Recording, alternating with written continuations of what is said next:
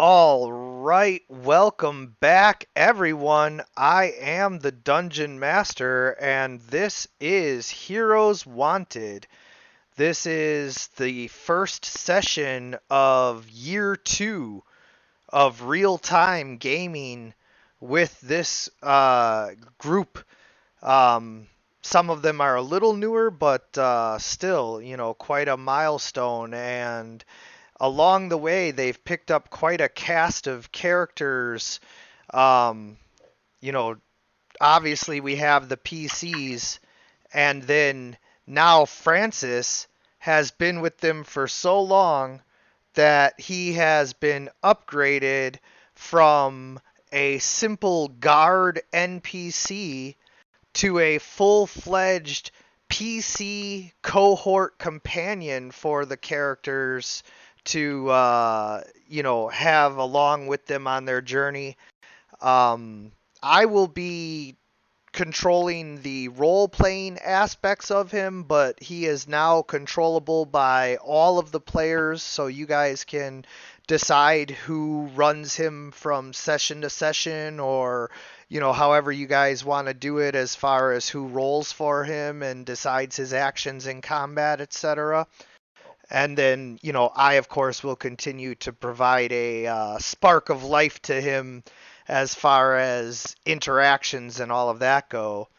But he is now a level 2 fighter who has taken the protection martial type or whatever it is. And then when he gets to be third level, he will take the archetype of the shield bearer so that he can uh, help fight alongside Donovan, shielding everybody and providing disadvantage for attacks, etc. He fights with a long sword and shield. That's pretty much, standard fighter. He gets his action surge and his second wind, so he'll be useful to you guys in combat that way as well. If I'm And not mistaken, he has a halberd and a mace also, right? He does still have those as far as items that are in the overall vault of, stuff. But he now prefers to fight with longsword and shield after his mentor, Donovan, who has been, teaching him the ways of knighthood. And so they also recently acquired Crash, the hill giant, who has not been with them long enough to be anything more than a hill giant, but I mean, who needs more than a hill giant when they got 105 hit points and a massive great club attack that they can make twice a round? So, he also has a ring of uh, reduce person so that he can fit in as an abnormally large Andre the Giant esque human and not draw as much attention, as less attention. Like he's Be a still. bit more inconspicuous. Yeah. I mean, when you walk into a place with Shaquille O'Neal, it's still all eyes on you anyway. But like, at Now he's least, not sticking over the treetops. yeah. At least you're not walking in with Gulliver as one of the little Putians. So Crash has recently flipped sides as he was hired by the Carpathians to hunt these guys down. And they were like, hey, you know what? Nah, don't do that. You should totally chill with us. And Crash was like, well, given the choice between dying and chilling with these dudes who can beat the crap out of a hill giant, I guess I'll kick it with these guys. And so now he's been providing them with a little extra muscle as well. Though for how long he's going to be able to remain with the party, is yet to be seen. One thing that Crash did have on him, though, just to remind everybody where we're at with this, is a anvil and hammer from a blacksmith that we just won't even get into where he got it from. He found them. So yeah, that's what it is. He found them. So And if I'm not mistaken, I still have my what was it? I found blacksmithing tools yeah. in that dungeon. They were supposed to be just like of greater quality than normal blacksmithing tools.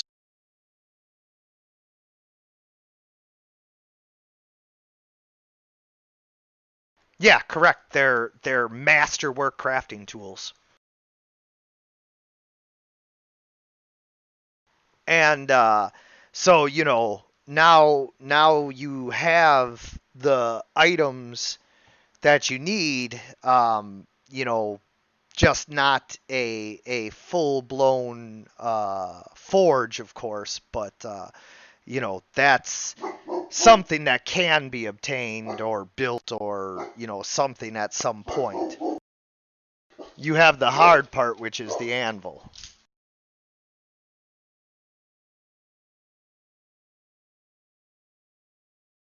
And Of course. and so having just fought the vampire spawns that came to kill you, I guess. I mean, you guys didn't really get much information on that front as to what they wanted. Um, but after a group of vampire spawns tried to accost you, you beat them down, and the ones that were stabbed up and had their heads cut off disintegrated into ash when the sun finally rose. And so now you're standing under a new morning sun with the ashes of vampires still blowing in the wind. And we're going to pick up right there. Of course, Francis is now a level 2 fighter. During that fight, apparently he switched to his sword and shield and mastered the art of being a fighter sometime during that fight.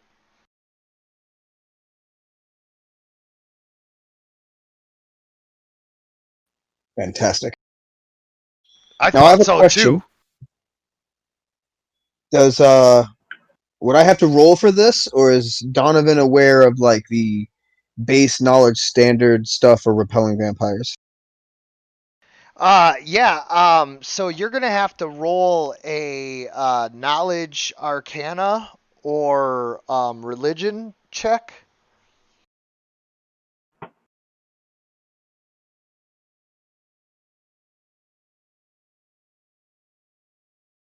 with advantage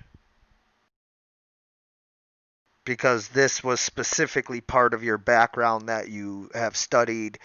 Um, you know, from both ends of your character, both the ranger and the paladin.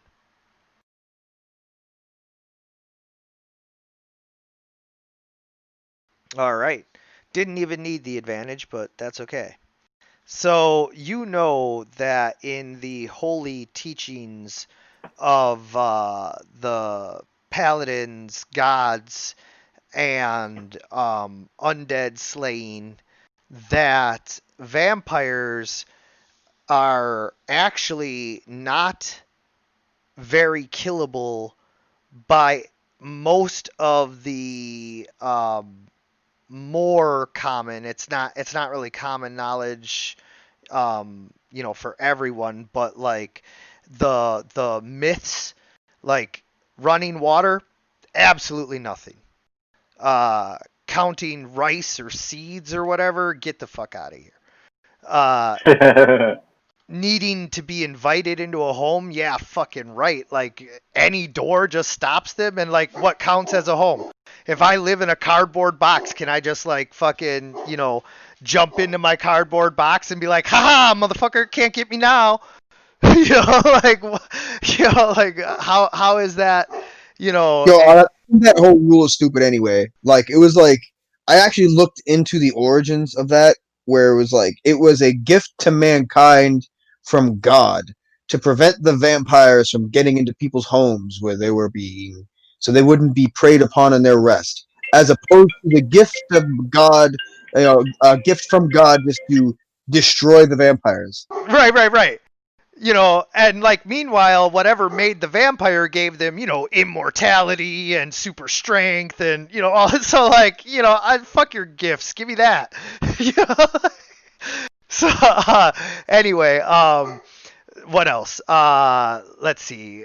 Continuing on, they do not need to rest in a coffin or the dirt of their homeland. Um, with a natural 20, you're going to get the whole spiel here. Plus it's a total of 25. So But I'm assuming what? necessarily okay. So what would be useful in not necessarily destroying them, but what would keep them, say, away from a structure? Like, are they allergic to garlic? If I hung a knot of garlic on a door, would they walk through anyway? Like, you know, what would I need to know in order to be able to secure this place from a vampire attack? Right. So garlic is another one. Nope. Absolutely no effect on them whatsoever. Sunlight does harm them, but only in as much as like it deals non-lethal damage to them until like they have something that like has beat them down and killed them, quote unquote killed them. And then once their body has been destroyed to that point, then the sunlight will actually like kill them. um let's see. They have a lot of different powers. Um, each one of them like can manifest different powers than the others, like just based on everything. And they have like different types of vampires.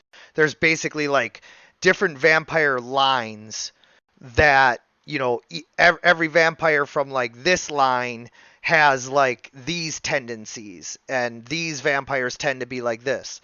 Um, so each of them can have different weaknesses. Basically, radiant damage is almost universally something that they're vulnerable to, but only the oldest actual vampires.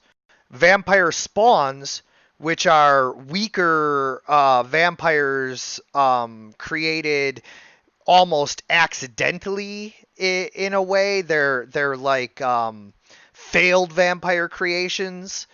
They are not vulnerable to radiant, but they also lack a lot of the other vampiric gifts. So it's a bit of a trade off. Sunlight does still prevent them from healing though, so they don't like to be out in it. Uh, Other than sunlight, the only other surefire method for dealing damage to or making a vampire adverse to something is holy water. For whatever reason, if there is something blessed by the divine powers, vampires are burned by it as if by acid. And then also hallowed ground.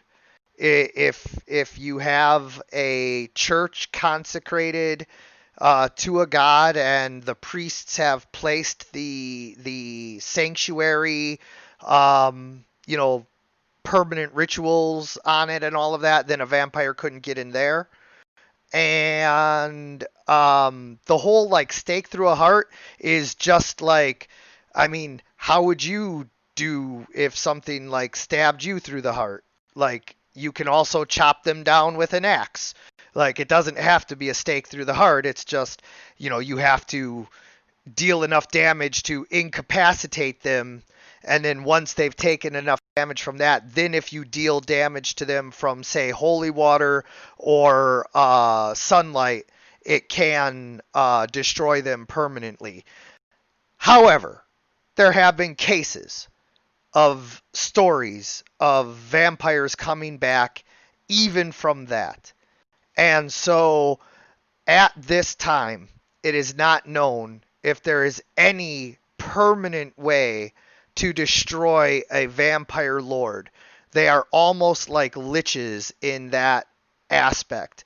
And the only way to really deter them is the same way that you deter any other, person, is through threat of credible violence. Through Okay. credible threat of violence.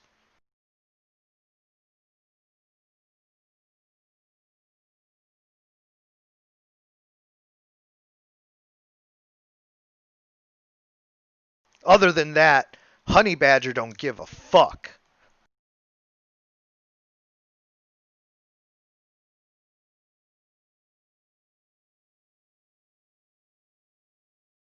And Soggy would provide the water.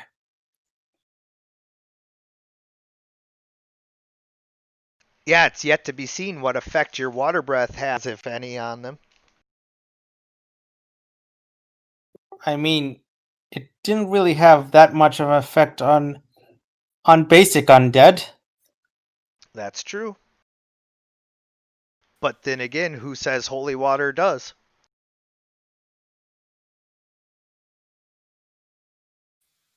Okay. Um. So Donovan's gonna say they all got away. The ones we didn't destroy, at least.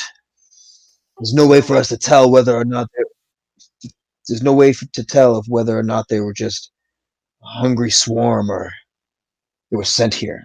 Either way, they know we're here now. It Soggy seems as if this, sort of grits his teeth in nervousness and says, "Do you think it was the man, the uh the, the it was the house place that tried to get rid of you before, so Donovan?"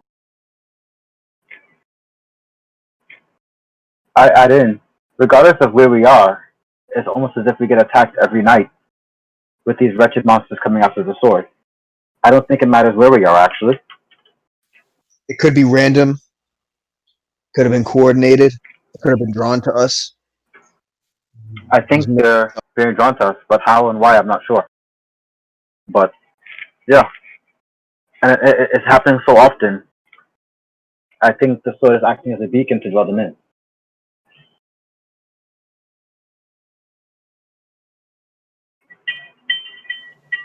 What if it is not the sword? What if it is just a matter of like we are now the enemies of the vampires? Now they are just seeking us out. If Well, think if about it it. is the sword, we could just leave the sword here and go. But the No. same thing happened when the spirits attacked us right at the bridge. It didn't matter To be where we were. honest, They still came for us.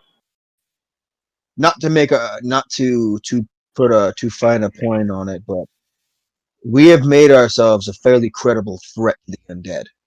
If the vampire lords were aware that we were here and wished us dead, they would have sent a lot more than vampires after us. And if they were to send just vampires, it would have been a lot more than simple vampire spawns. Remember, Francis here was once a member of a military controlled by General DeSantis. The same applies here.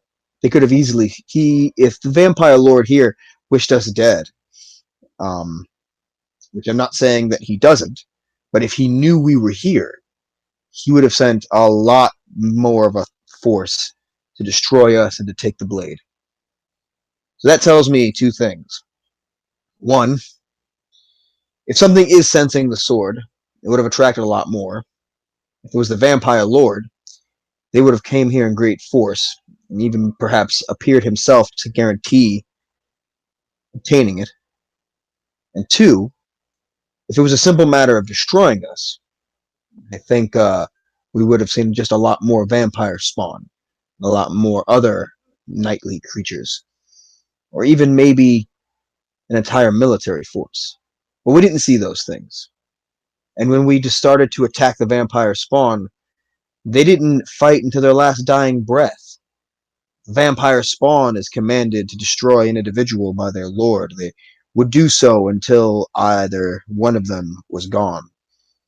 This tells me it was more than likely a random swarm of hungry vampires, probably attracted to the lights and the scent of our blood. Or maybe it's guerrilla tactics.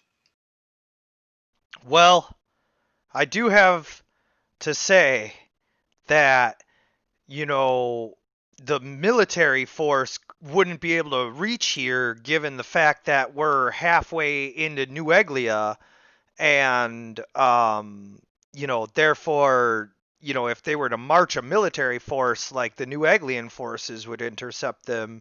And then also, I don't know how many vampire spawn exist or, are in one place, so I don't know how many are available. All I know is that was a lot, and it scared the shit out of me.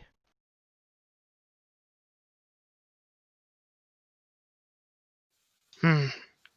I want you to imagine exactly how many vampire spawns the vampiric lord of a land would have. That probably wasn't even 1%. So thousands and thousands? I wouldn't be surprised if those who have died in this war are all being turned. After hearing that, Soggy is just if it was physically possible, Soggy's heart would have dropped to the floor.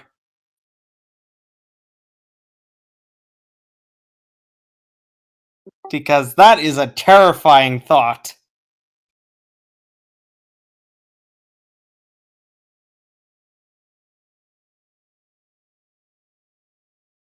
Vampires are intelligent, manipulative creatures.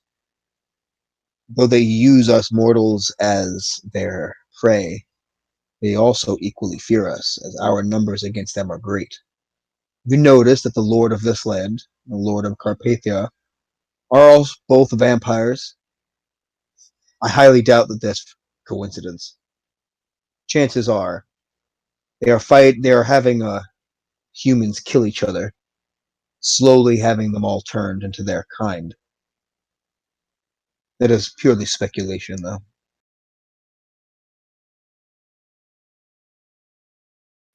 However, to that end, we must do something.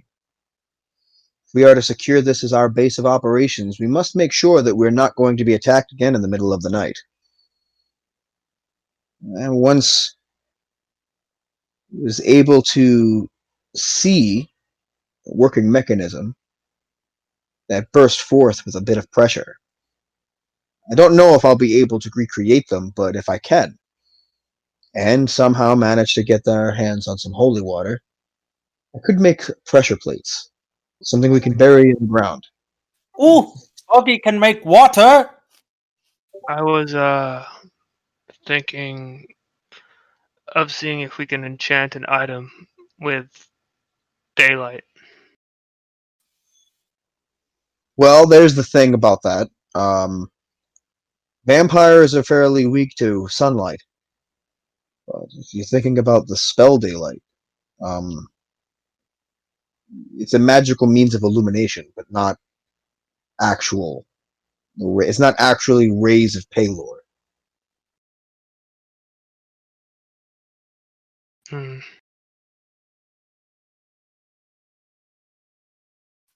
So we put the rays of Palor into something. Yes? Ah, soggy. Sure. Why don't you get a jar and stand out in the day and see if you can capture some? Soggy just does that. He tries to sort of climb up to the roof and tries to hold his hooded lantern that he got a while ago and tries to capture the rays of light. Sort of like,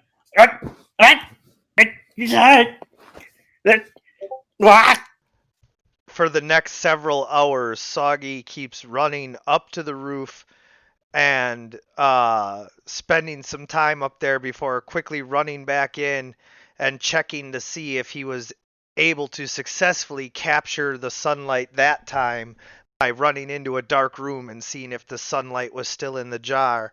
And every time, he tries something else. So at first he just tries holding the jar up and putting the lid on it and running in and seeing if he caught some. And when that didn't work, then he tried, wrapping the jar with a cloth in order to make it dark so that the light couldn't get out through the glass jar. And just everything that he could think of. He tried putting some water in the jar to see if he could catch the sunlight in the water in the jar. Just everything he could think of, and was not successful and was very downtrodden at the end of his experimentation. Soggy was just sort of just panting at the end, and just sort of flops to the floor and says, rays are hard to get.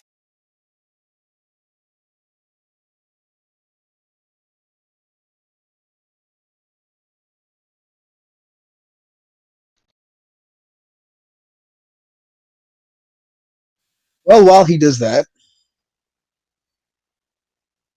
any of you have any ideas? I could, hit it really hard. Right now, our options are to sleep in the day and to work at night. At the very least, it'll be much more difficult to sneak up on us. Well, how long are we planning on staying? Are we planning on heading out soon anyway? Either that, we head off to the water temple. I don't think we know where the water temple is.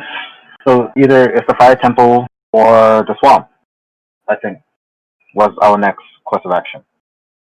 Soggy thinks we should find this family and the pirate mentioned. What if we take them out?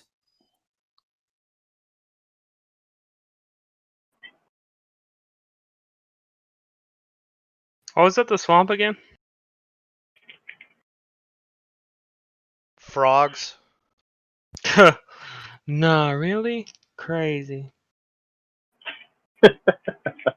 Soggy sort of then snaps his finger and says, how about we ask the fishermen? They are good with water. Maybe they have rumors. Well, we do need to head back to town because we were supposed to go back during the day, correct? Yes. To inquire about the bellows? Yeah, you're supposed to go back in a day to get the What if Donovan wasn't right though, and this wasn't just a random attack, and going back into town draws more attention to ourselves? I suggest you don't cause paranoia. Oh, okay. Sorry, Soggy. That was out of player. Well, Francis is being serious. I know. I'm just saying. That wasn't the DM trying to cause paranoia. That was Francis being serious, chiming in that, sorry. hey, what if we draw attention to ourselves by going to town? We will not draw attention to us. We will be in disguise, Soggy says with a smile as he disguises himself as a different halfling. Not all of us can disguise us like you can. Yep. Donovan, that's exactly right. Not all of us can disguise ourselves, especially Crash here. So the question is, would I be able to sneak and just get a feel for what's going on in town without us having to actually head into town first? Well, I mean, you could try to do that. I'm not, psychic as to whether that's going to be successful or not.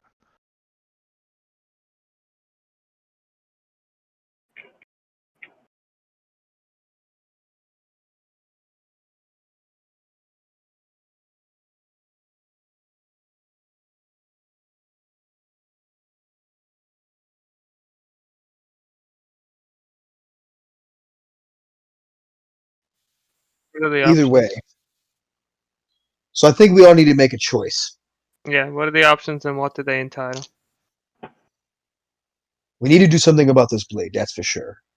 Mm-hmm. And Yeah. we need to make ourselves a forge so we can better arm ourselves.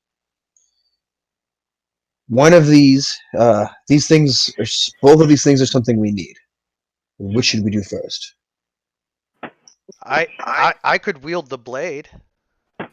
Soggy Actually- sort of looks to Francis disapprovingly, saying like, "That is not good idea." You'll have Or at every least not yet. vampire in a 50-mile radius coming to you like a hungry child in the night.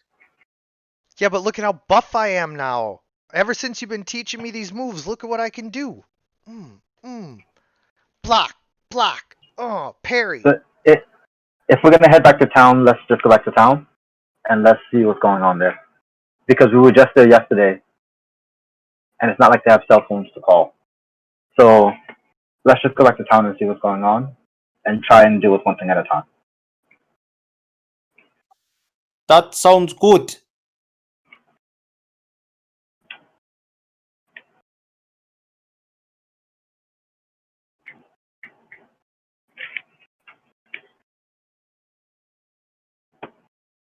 That's fair.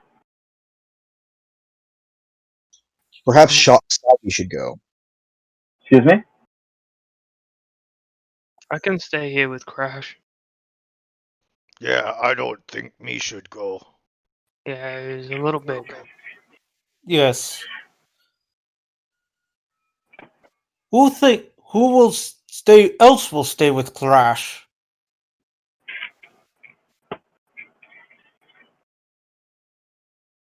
Also, should we rest because we still have missing health? It just hit daylight. It just hit daytime. Okay, sorry. Just Well, no. I'm agreeing with you, but I'm not sure if we can rest now since it just hit daytime. Short rest? fair. You can rest in the day. You can rest anytime, but you can only rest once every 24 hours. One full rest every 24 hours. You can rest all you want, more than that. You don't have to do anything but rest, but you only gain the benefit of one full rest once every 24 hours. And then 2 short rests. Yeah. So let's just head into town.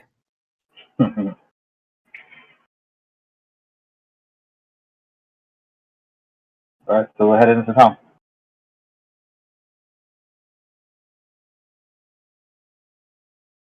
Staying back with Crash again.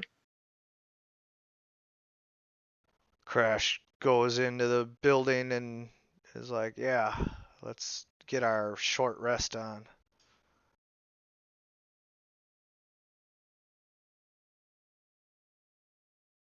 And then you guys want to go to town? Yes, specifically to the fishing district, with Soggy with his new halfling disguise. Hold on. Oh, wasn't it the industrial district we needed to go to that was closed down before we left? Yeah, you guys need to do that for the tanning. For the Right. So it wasn't the fishing area. Starting It of was the the boat. industrial. It was the industrial area we were headed to, because when we tried to go there, they were actually closed at the time. Ah, right. And we're not just headed into town, but we're traveling carefully and preferably in stealth, so that we're not recognized approaching, just to get a feel for if things seem unusual Are you on guys our approach. are you guys taking both or any of the horses?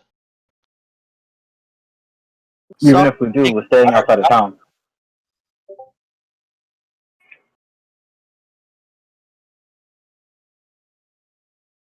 Because we want to approach the town cautiously. We're not going to approach on the horses, but we can use the horses to at least get us close enough prior to making that decision. Okay. So you guys are, able to travel the, hour to Lakeshore pretty quickly, and you can see the town just, over the next leg of the journey here. So, what is it that you guys want to do? Before they head into town, I have a question about like if I halfway ritual cast something, will it just go away if I stop casting it? What do you mean? Say if I want to cast. You spent almost, the whole time, or at least half of the time of the ritual casting for detect magic, and then you're interrupted. What happens? Yeah, it just drops. You lose any material components. But what happens if it has no material components? Then nothing. Okay, as soon as they start leaving, I'm going to walk outside and start casting around our building. Hold on. Plant growth. Okay. And let's try to hit the 8-hour one so it lasts for a year. Gotcha. All right, so you're going for the 8-hour ritual, and that is going to take a considerable, effort on your part.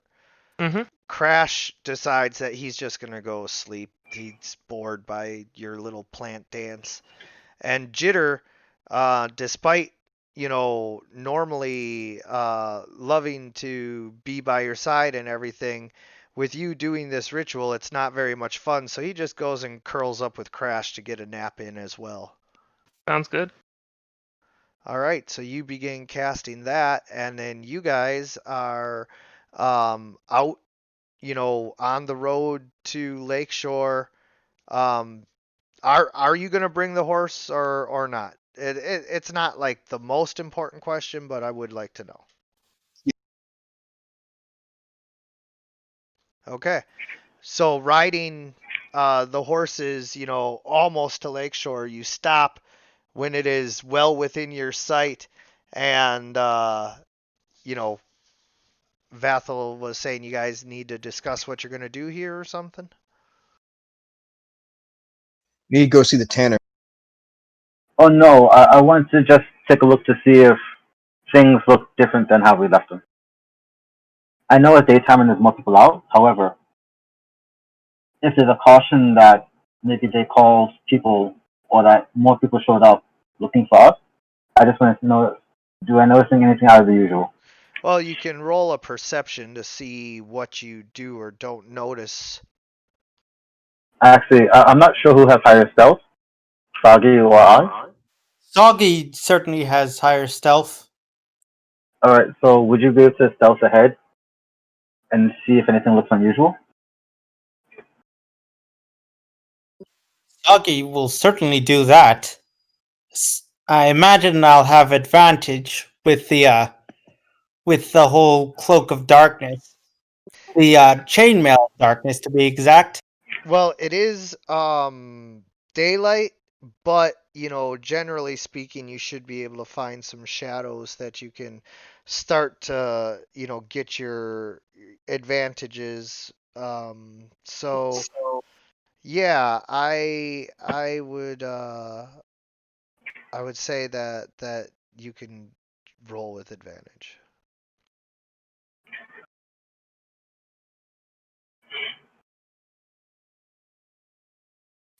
Soggy, sneaking around like an alligator. I didn't know alligators were particularly sneaky outside of water. That is, They are not. They are. They are. like their only sneaking is the fact that they like are motionless in the water and are basically submerged so that you can't see them. Other than that, they're not very stealthy creatures. Well, Soggy certainly believes they are.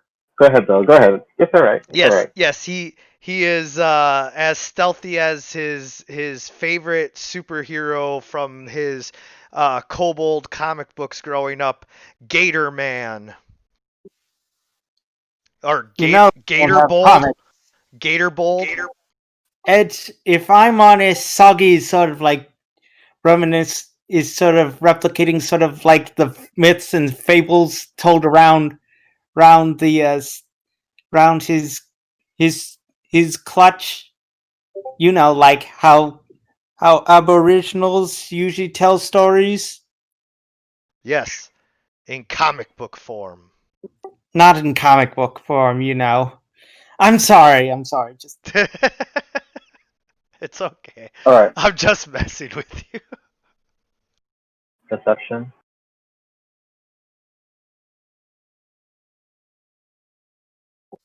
so. What do I roll now?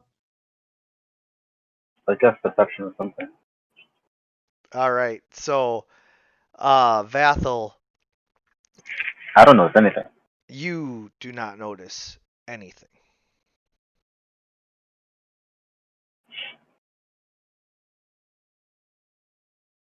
Soggy, you have managed to stealthily, approach the town, hiding in the shadows, and you're walking about on the streets.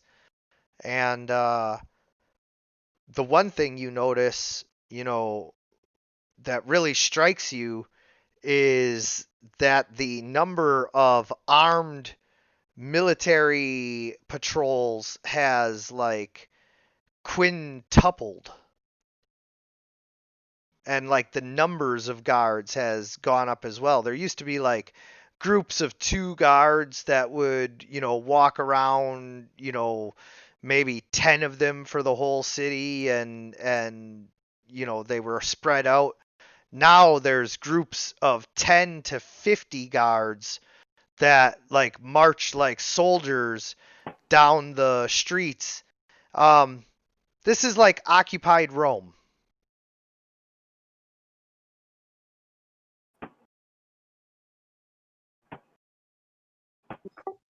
This really just starts to worry Soggy as he sort of sneaks around. And does the perception roll do anything? Yeah, it lets you notice all the guard patrols. That's what you just saw. That's what you just realized. Sorry, got it. So, Soggy's going to try and listen into one of the conversations of the guards to see why exactly there's so many of them.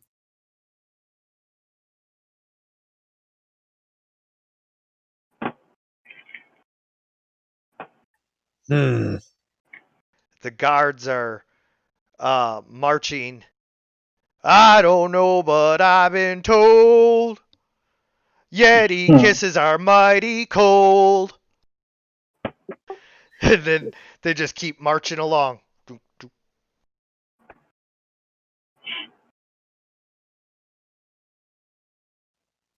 You think they're expecting an attack? Or you think it's because we're We're not with him. He's by himself at the moment until he returns. okay? Yeah, Soggy's just on the street as a halfling. But you do notice that the guards are like being extra brutal to the peasants. Like anyone who gets in their way is just like clubbed to the side, and they are collecting taxes, i.e., shaking down like every merchant that they can find.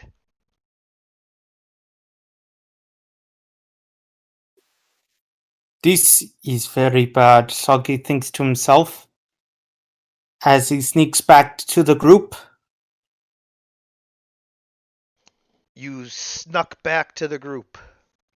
and I relay the information in my own kobold way. Interpretive dance. And gestures. All right. So a question is, Donovan and Saki were in this town before. Would they have knowledge if this type of presence in town was normal during the day? Because I was only here at night, so I don't know what daytime versus nighttime is in this village. So is this kind of presence normal, or is this unusual?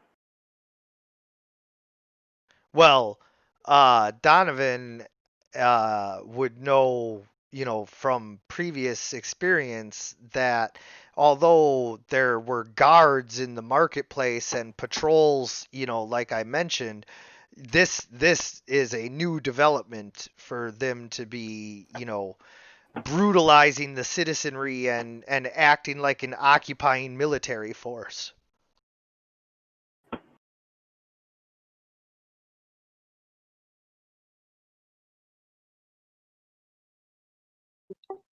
So what now? Well, I guess going into town is not the greatest idea at this moment, then, right?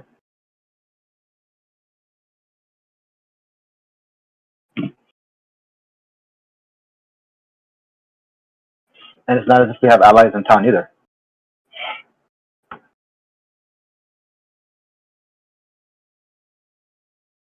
So let's head back.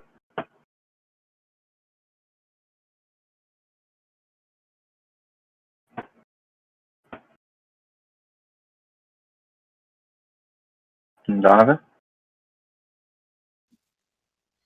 This isn't going to be easy. Even if we're not here, even if they're not here for us, I doubt it'll be. Even if they're not here for us, I doubt it'll be easy to get past all this. So we're not Exactly we're not going through town. conspicuous group. We're heading back, though, correct? Yeah. So either way, we should start heading towards our next location sooner than later. Right or no? Agree.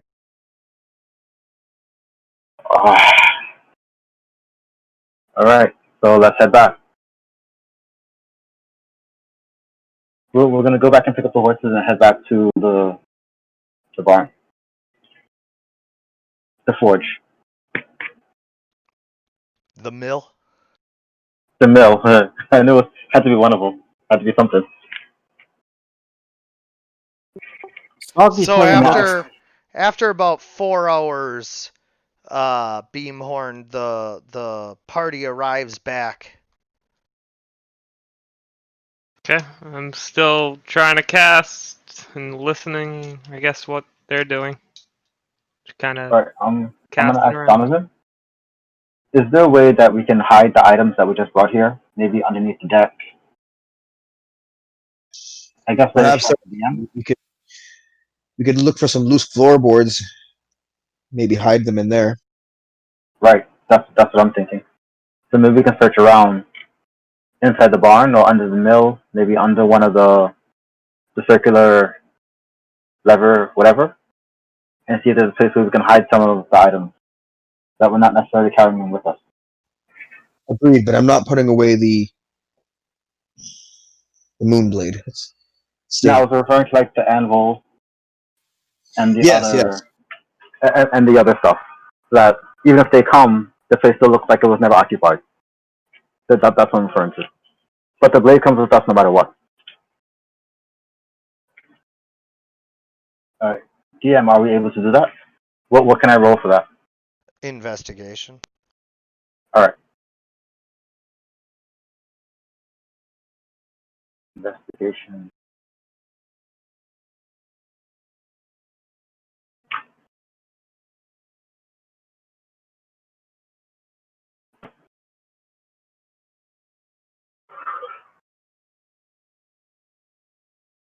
All right. So as you are looking around,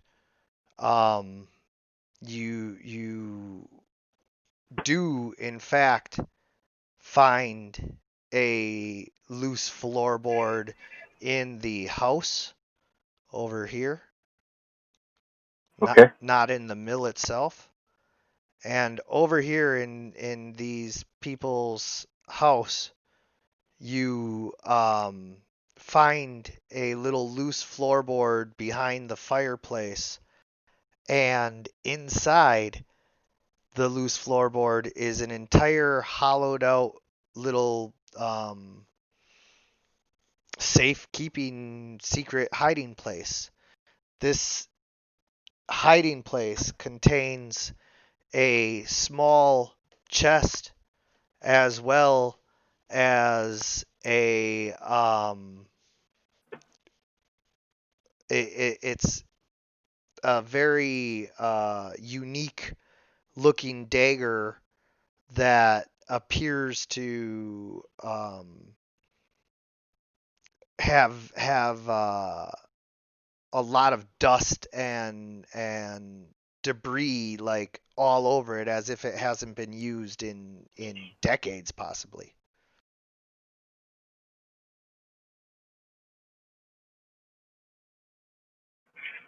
I carefully touch the dagger. It's dusty and dirty. All right. So I take it out and I show it to Donovan and the others. And I say we found a good hiding spot, possibly inside the house behind the fireplace. Maybe we can store some of the items we don't choose to lose as we move there, and hopefully to be safe when we return. Makes sense. And then I recommend, we should put the anvil and other things that we can use for the forge later and hide them here. Well, it's not big enough for the anvil. An anvil's a pretty big thing. Uh-oh. Is there a barn? Sorry, it's not a barn. Never mind. No, there's a grain warehouse, but that's about Yeah. it. I was going to try and hide it in the grain warehouse. Yeah. Maybe cover it up with something that couldn't be seen. Yeah. You can do that. Get a piece of canvas or cloth or whatever to throw over it. Right.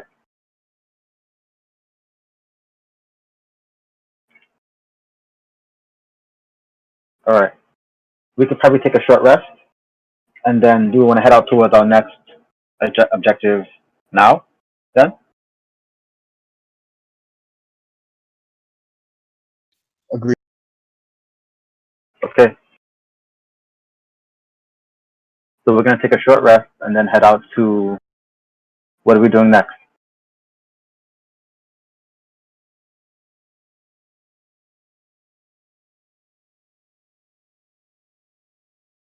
Kill all humans? That's on the way.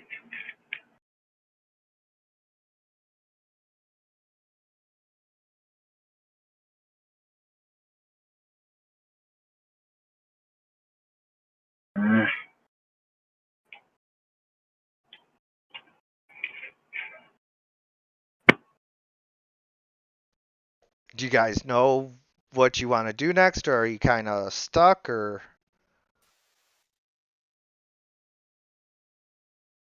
Yeah, I'm not really sure what to do. Me either.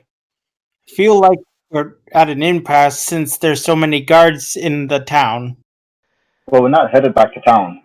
I didn't think that was still an option. Suppose we could try to locate the water temple. I don't think we have a way of finding the water temple, but we do know where the fire temple is. So either way, if we're going to try to destroy the sword, we can try and go back to the fire temple and throw it there. Yes, but Soggy really is determined to try and fix it instead of destroy it. Yeah, the agreement is to do anything that we can to try to repair it, or purify it, and if it doesn't work, then to destroy it. Okay, but then where do we go? We literally have no lead on finding the water temple. Period. I have no idea, and I have no idea if that's even going to work. So the thing is that was a Soggy could sneak. The sheer fact of the matter is that it was a water temple to a dragon, and we're hoping that because of Soggy's affiliation with water, he may be able to get his patron to do it. But Mhm. I mean, like, you know, like there are different type of gods for all kinds of things. Like, you know, there is like different kinds of sun gods. If you go to a sun god for, say, you know, one deity and pray to Palor there, doesn't mean he's going to answer. So I have no Right. idea. Right. And we've been going through this for weeks now. So I'm saying let's go with what we do have an idea about than chasing something we definitely don't. Because we have zero leads on how to get to a water temple. Agreed. And we still have no leads on how to get to a water temple after all this time. It is as I said, the Arcadius blade was a mighty tool against the undead. And now that it has become the Moon Blade and is sought after by many vampires and serves only to heal and strengthen them, it's probably best that we simply rid this world of it. Right. Yeah, I'd say And destroy. I was thinking we can go talk to the elves, and maybe the elves have more knowledge. But wasn't the elven village down below somewhere? I think was mentioned earlier. While I have no issue with the elves, I doubt that they would be very pleased with seeing us. I'm Maybe that's not an fine with option the either. elves. Because is there anywhere where we have allies that can help us? I have no idea. Maybe I back don't in my think so. house, but I don't know if they have particular forges. It's just a wild of elves. There is only Say it again, one Big Mom. option, one individual that I think that I may be able to try to contact that may be able to give us some information, but it's going to take me some time. Fair enough.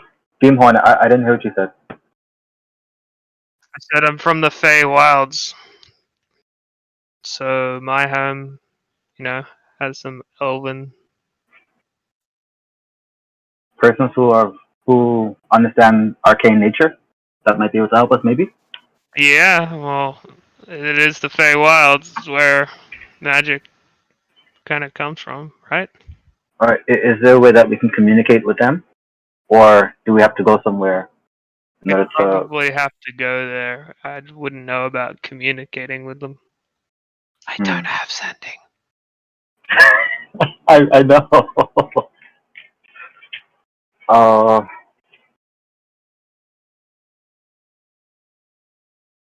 Just to clarify, magic doesn't come from the Oh, okay. Feywild, but That's why I question marked it. yeah, but the way that the Feywild interacts with the ley lines of magic that course throughout, all of the multiverse is a very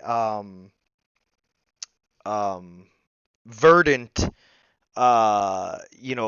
wild explosion of magic, and so it's far more palpable and noticeable and even stronger there. Doesn't mean it comes from there. It's just Yeah. the magic of the Feywild turns it into a very literal, fairy realm, but it encompasses all four seasons, day and night, the light and the dark of the fairies. And so, while there is a lot of plant growth and sunlight and happy singing dancing fairies, there's also dark murderous fae and plants that eat you and stuff like that as well. So but that's also because the Shadowfell and the Feywild are both just literally mirrors of the material plane, but pushed to extremes in the opposite directions of life and death.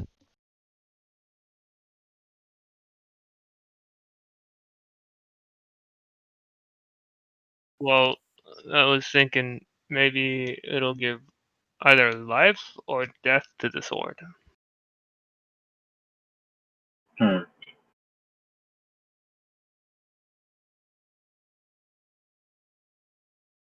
But I'm just putting out Alright. ideas, and then I'm still like casting, walking around. Alright, question. If we try to attack, and I'm talking to the party, if we try to attack Los Santos now, do we think that we're possible? Sorry, do we think that we're strong enough as we are now to succeed? If we can even find him, we're not even in Carpathia any longer. Hmm. Because we came here to take a break, and it is not a break at all. Alright.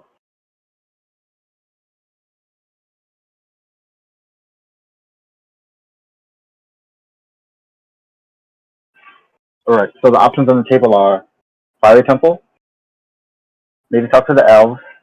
Are there any other options we're considering at the moment? What is the contact you have, Don Ivan?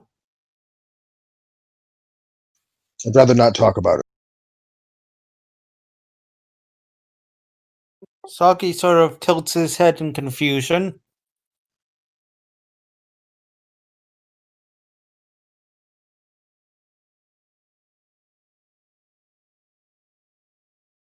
I'm gonna go off to a quiet place in the mill, probably upstairs.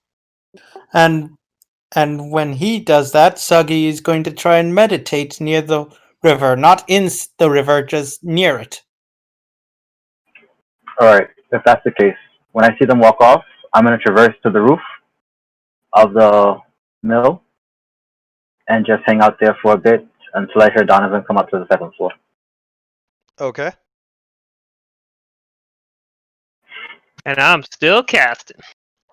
So, Donovan, as you may recall, the top part here has been burned pretty badly. I'm just gonna find an isolated section of the mill. Yeah. Well, I mean, you know, there's a spot back here that you can, you know, hang out in. I'm just saying, like, don't go over here because, like, it's kind of damaged still.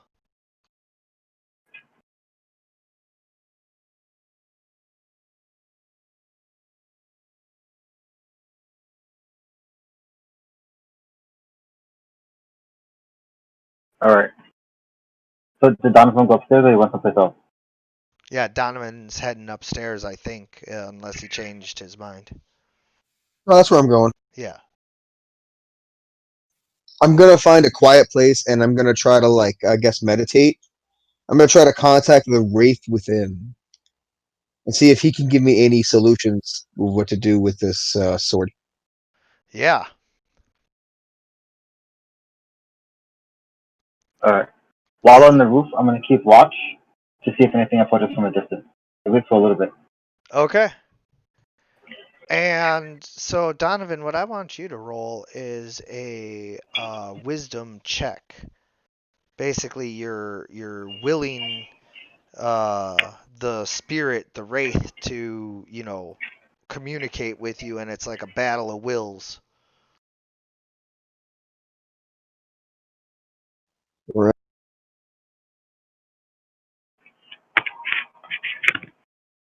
And in a battle of wills, you should always go with Will Wheaton, the greatest of the wills.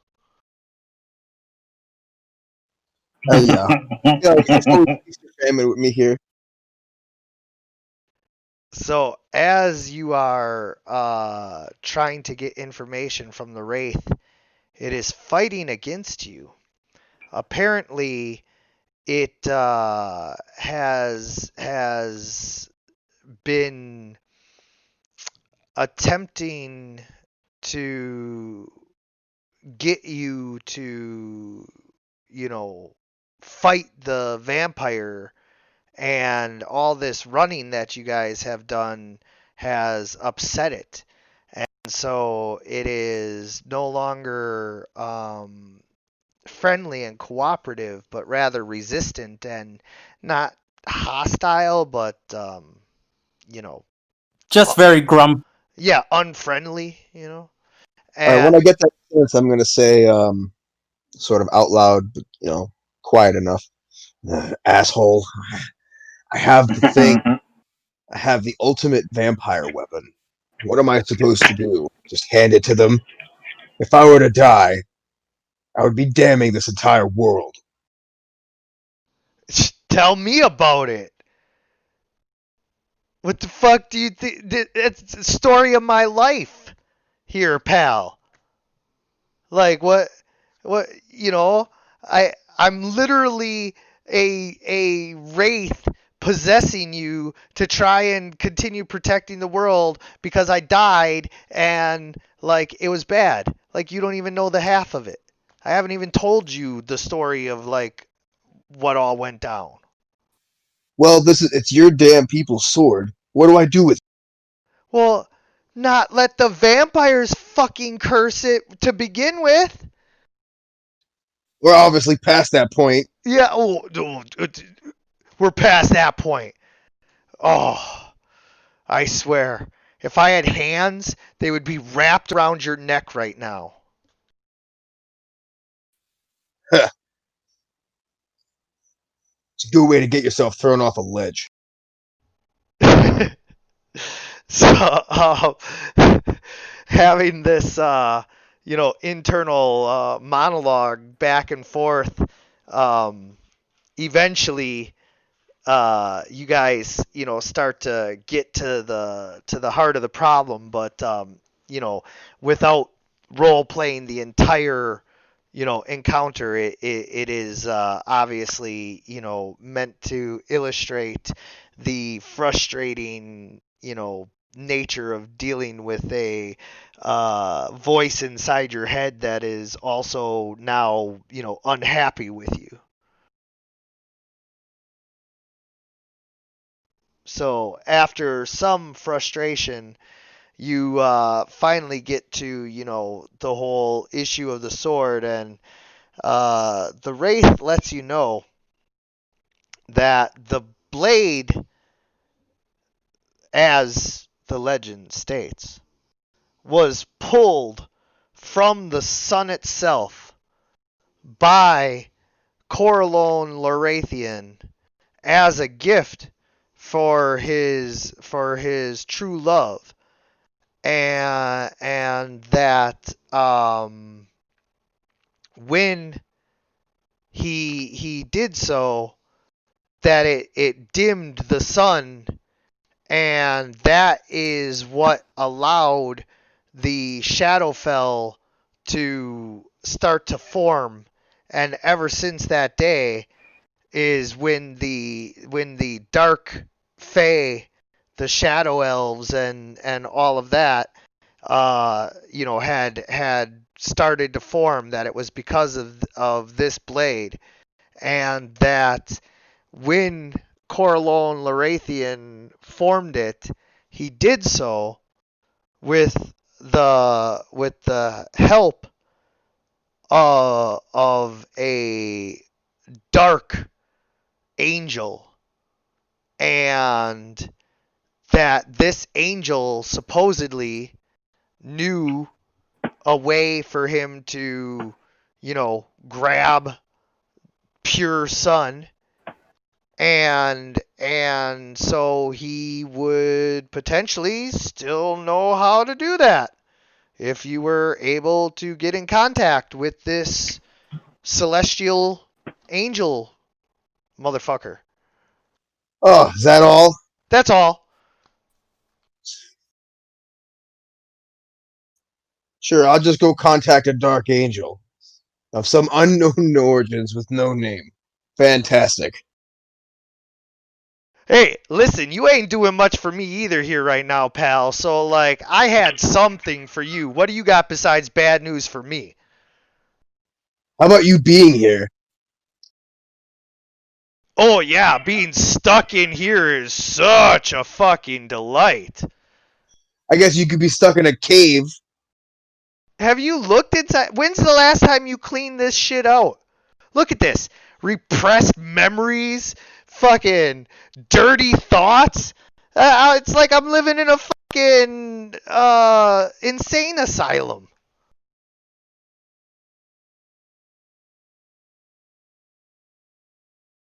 Doesn't To help be to have it fair, over. it wouldn't be better if he was inside Soggy.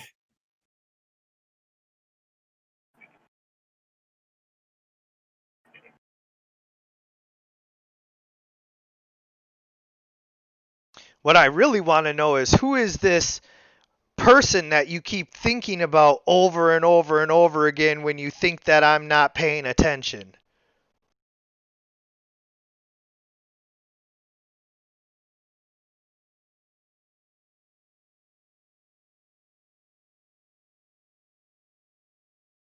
Every time I almost see their face, you stop thinking about them because you like must sense me, being there. Stop talking. Yeah, stop talking. That's you just now.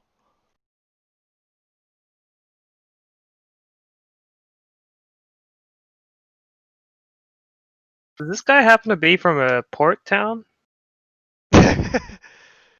uh, well, technically, all elves are from a port town. Aer Thalas, the capital city, is a massive port. So Okay. So yeah. I guess everyone in your world from port towns are kind of dicks. Well, I mean, I have been told that my NPCs are all dicks, and so like I kind of lean into it with the ones that are like being dickish.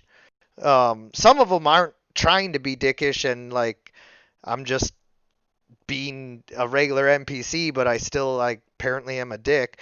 But this guy is trying to be a dick, so I'm just leaning heavy into it.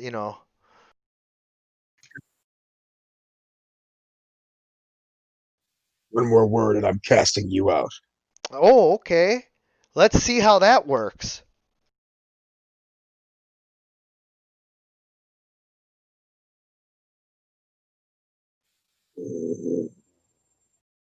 Oh, I can feel you thinking about it.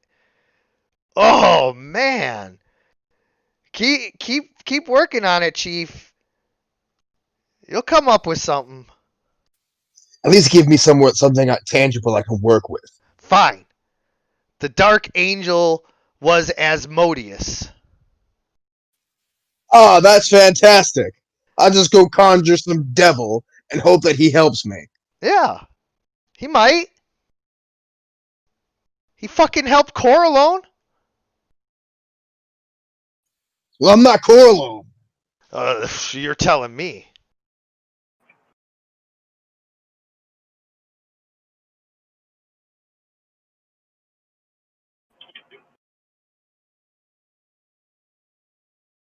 So, yeah, I believe you've got a devil to contact, so I'm gonna let you get to that, Chief. I'm gonna go look through some more of your dirty thoughts here.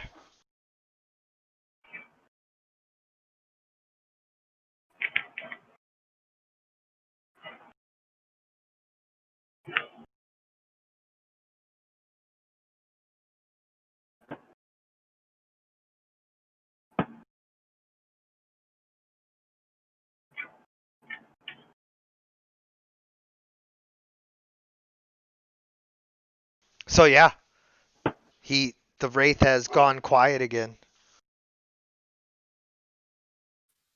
Asmodeus. Huh.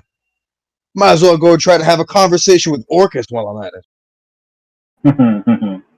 You know, funny story. Orcus is actually pretty much a good guy once you get into his mythology instead of looking at the D&D version. Hey, go contact him and he'll tell you all about how he's the good guy. I think not.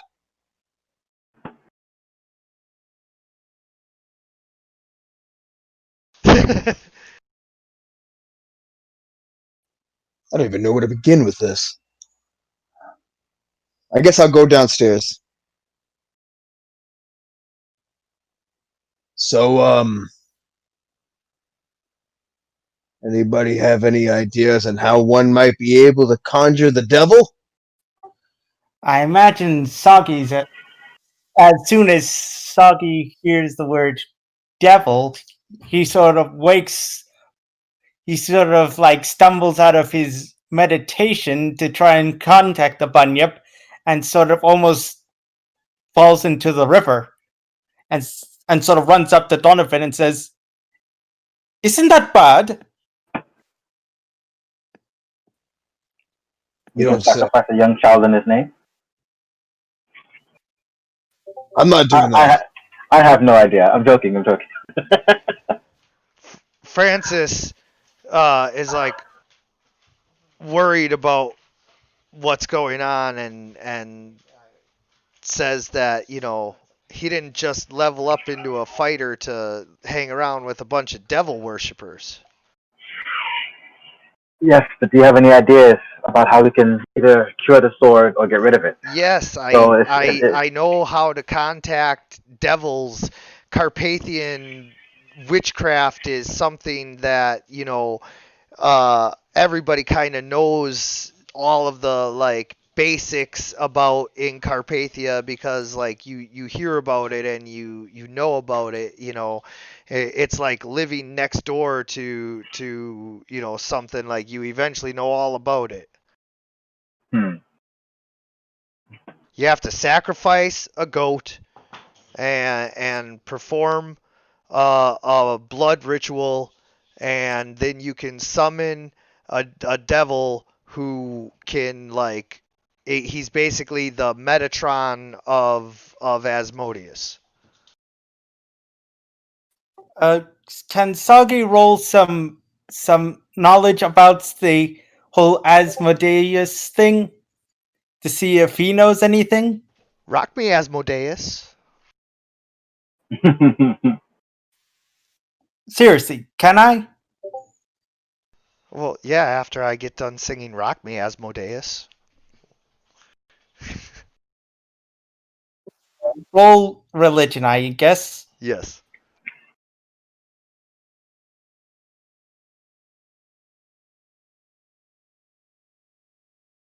What? Asmodeus is known as the Dark Angel and the Reaper of Souls and the Father of Lies, and he is basically the Satan of the D&D universe and follows most of the basic mythology. You know, once an angel of the one true God, he who was, and there was a falling out and a betrayal and a falling and a you know turning into the devil.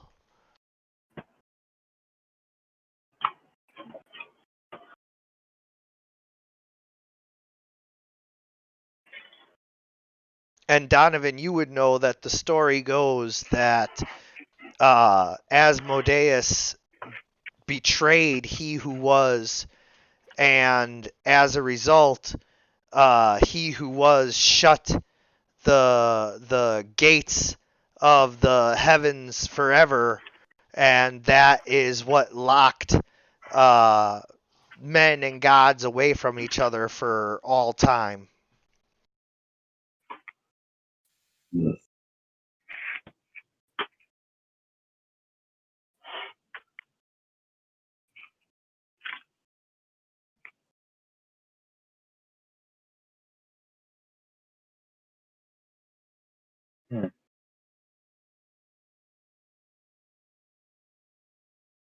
All right. So what do we want? What do we want to do? Just I still think if we're seeking others that have higher knowledge than us, going to the elves might be a lead. If we think we just want to destroy it, then going to the fire temple should be our next course of action, based on what we know now.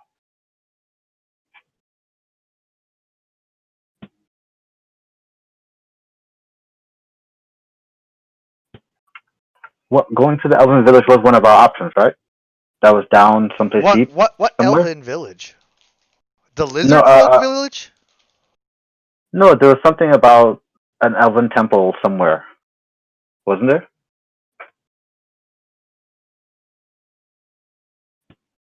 There's only two places where you can like really find elves, and they're both north, so that's why I'm confused.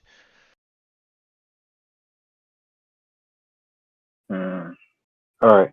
I don't remember Hey, what I'm our from what our north. options are. You might be thinking of Zektoklaptu, the I, lizard I think folk I'm temple. maybe I think I'm confusing something. Well, when we were talking about what are the different quest options that we have next, there's something about a swamp, something with a The dragon. elven Like ruins. yeah, There's the a elven ruins. ruins of some elven. Yeah. Oh, but there's no elves there. Just ruined ones. Okay, so I think that was my understanding. When every time I keep saying go see the elves, I think that's what I'm referring to. So there are actually no elves there Well, to get knowledge from. no living elves. But I don't think any of us have augury or speak with dead or any of that either. So maybe that isn't an option. Speak with dead wouldn't do that anyway. They would have to be recently deceased. So you're not really speaking. So this it makes it clear that like the soul of the person that died is gone, and you're talking. It's only like the remains, and given that the remains are even like mechanically capable of even speaking, it has to be very simple questions. It's like you're asking a corpse. It's good for like if someone just died and you need to Right, get right. information from them. Okay. All right. So we have to do something. So we have to figure out what our options are. I only know either go after Los Santos or go to the Fire Temple. I don't think we're ready to go after Los Santos just yet, but we have to deal with this sword.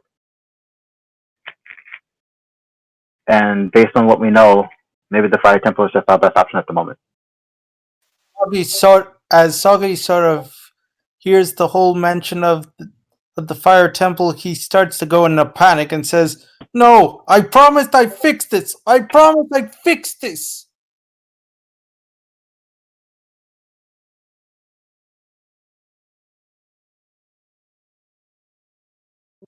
He says as he looks to the group.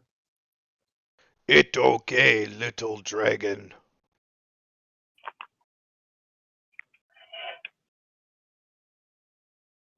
Donovan, we must Look, do something. If fixing this is a relative idea. Whatever the final solution will ultimately result in this sword no longer being able to be used by vampires. Best, we can repair it. Either of those would be a fix of the problem. Not Soggy to would, mention, there is something we have to take into consideration.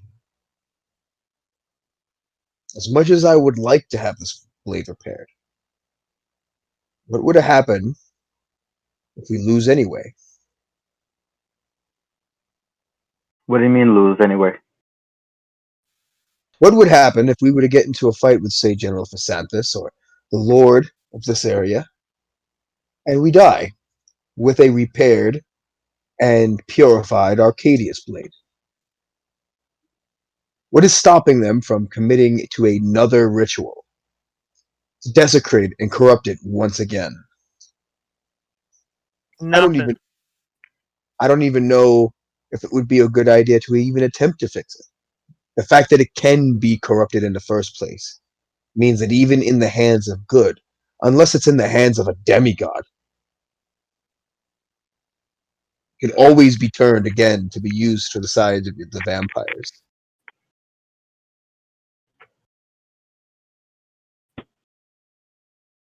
Do I know what time around the tear happened in the Feywild? Like so long ago that it's like, you know, a myth even amongst the Fae. Okay. And when was the sword made? The sword was made just before that. Mm, It was a gift from Corleone to his true love. Is there a way that we can just take it and leave it in the Feywild? Maybe we could put it back into the tear and it'll fix it. That's just what I'm thinking, but I don't know. That's experimentation. But maybe we could get some info from the Feywilds. Maybe Swear it's maybe we could give it back to Asmodeus for safekeeping. Asmodeus the devil? the devil. Well, he made it. Yeah, he made it, doing probably bad shit.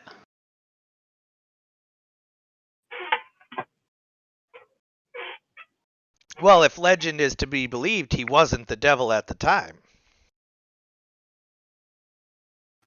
What made him into the devil then? Devilish shit. Yeah, probably pulling the sun out, making a blade for his own selfish reasons. That blade wasn't for the selfish reasons, though. Right. How wasn't it? He's just trying to get a woman. Isn't that a selfish reason? It wasn't. Oh, It that- wasn't even him. It was Corleone. He did it as a Oh, favor okay. for Corleone. Yeah, exactly. Isn't that the one he loved or not? No. No. Oh, okay. I'm confusing it. See, I don't know all the lore, so Corleone behind on Larathian timing. is like the head archfey lord god of the elves. And Asmodeus is like the first most powerful angel ever.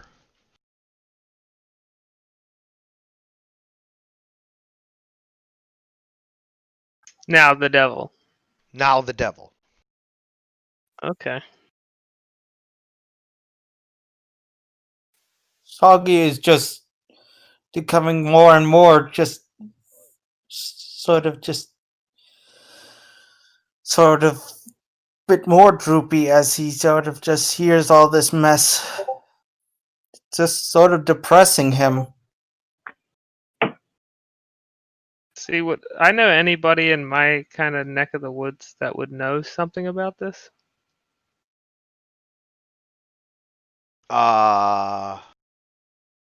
More information. I mean,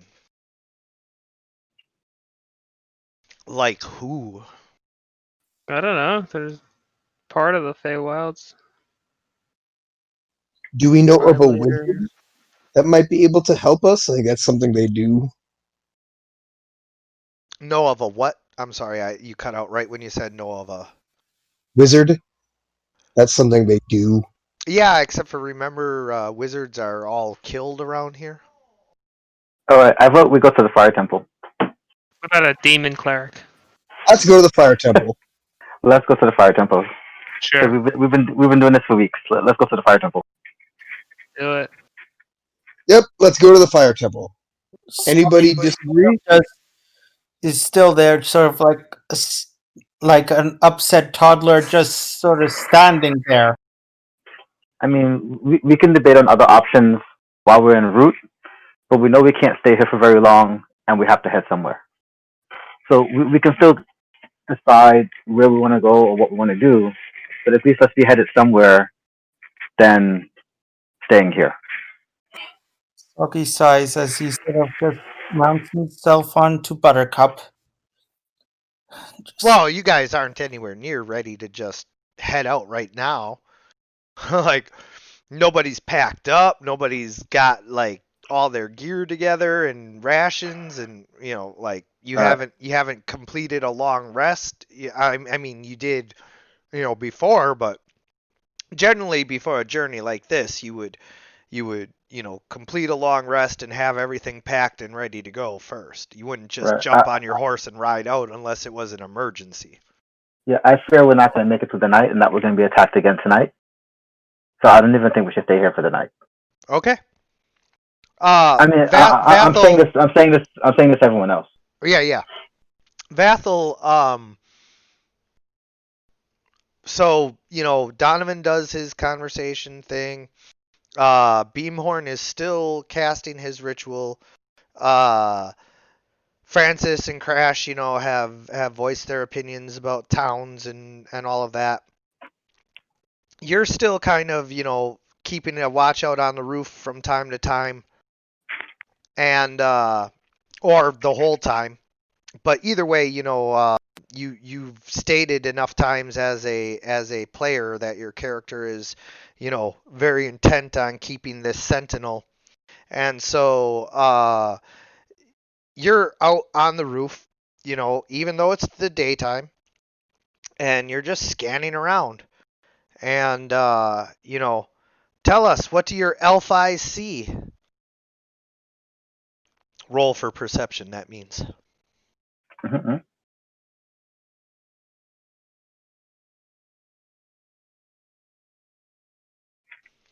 You see a flock of birds flying in from the west. Oh, fuck. What? Well, it looks like there's something approaching from the west, Uh-huh. and whatever it is has scared some of the wildlife. So I can see movement. I can't specifically see who or what is coming, but I feel like whatever it is vast enough that it's scared away a large flock of birds flying away in that direction. Wait, the birds are getting bigger the closer they get, which is the way eyesight works. But, like, they're getting really big. Like, way bigger than hawks or falcons or even most eagles. And I basically relay that to the team. We have something dangerous coming in our direction, possibly. Oh, wait, they don't have bird-shaped bodies. They have weird human-shaped bodies. Are they more gargoyles? Not gargoyles. I think we've been attacked by this before. Are they vampires? I don't think they're vampires. They might be some hybrid. General Whatever it is, Vincent? As they they're get flying. as they get closer and closer, you finally get a good look at them. What I the? knew it. What the? Flying monkeys. This sucks. Visit You- of the Oz. You wish these were flying monkeys. These are flying giant apes. These are flying gorillas, and they are dangerous, and yeah. I wonder if Beamhorn can summon those. Those look more humanoid than bestial. Well, Oh, what is it now? You know what? I am going on a limb and saying they're not here for us. I They're think we gonna should kill go it. in. I think we should go inside and use the doorways as a way to have them come in. That way we don't have to fight them all out in the open. Yeah, That is I'm that is making if my they're way coming in the for us. doorway. I guess I don't finish it.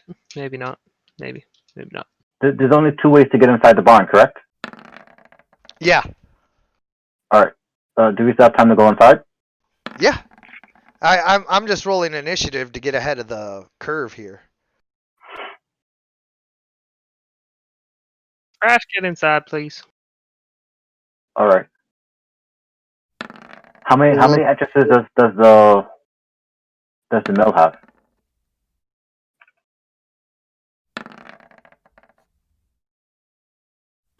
One, two, three, four.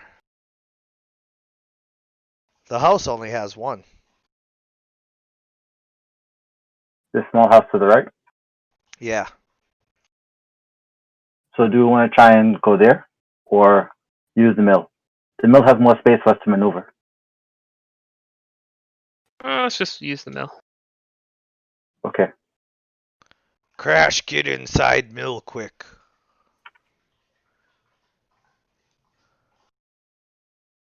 Crash also spend hit dice.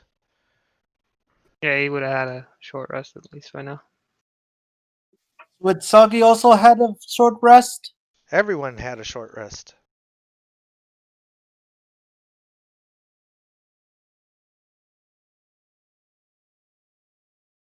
Donovan, you can stay right where you are.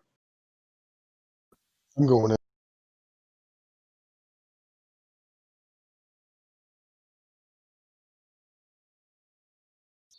Let's see which. I guess. Are they coming? Are they like in the building already? No, he said they were coming from the west. Yeah, no. They're just. I'm putting them on the map. That's all. I don't know. I guess I'll hang out by one of the doorways. So I guess the west is coming from the left side. Correct. So I'm trying to take a neutral position to shoot whatever comes through whatever doorway.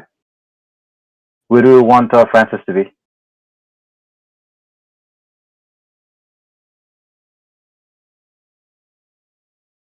Yeah, you guys have complete control over him in combat, so. Holy shit, almost perfect.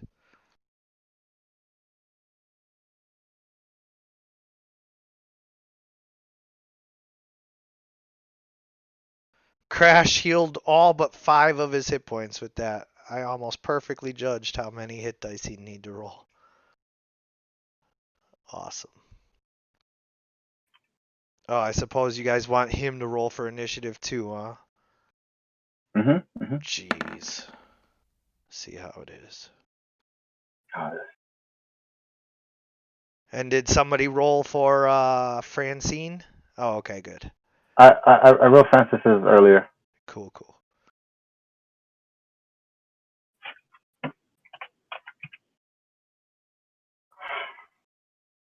Francine.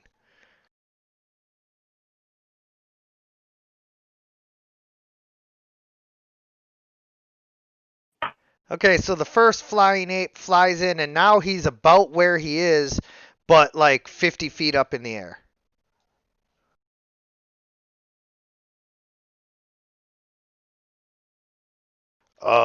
Me going to block entrance and ready attack to club any monkey who fly in threatened range. Also, what command for make crash big crash? Crash, bro. Oh yeah. Thank you.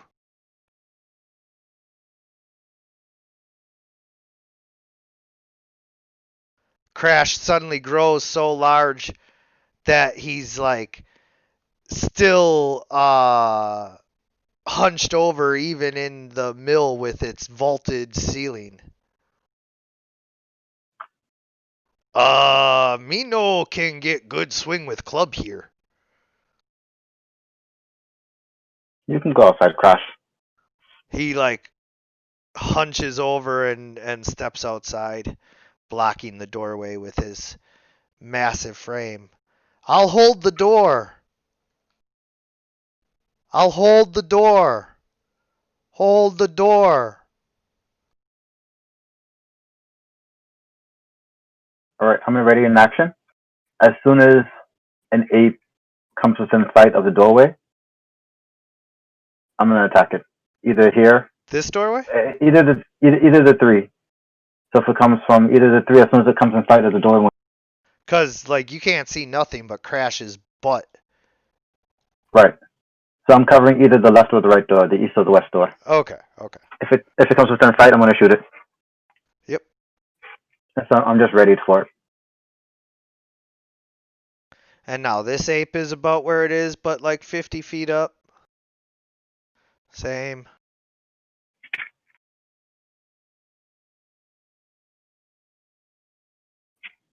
Okay, I'm going to summon the totem with my bonus action right here.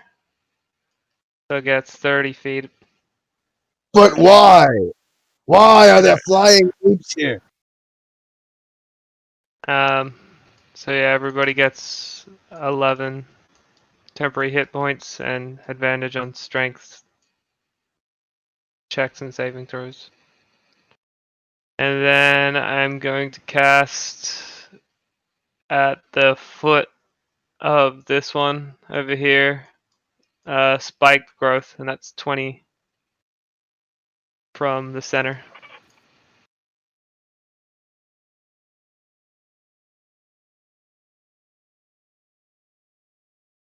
Okay.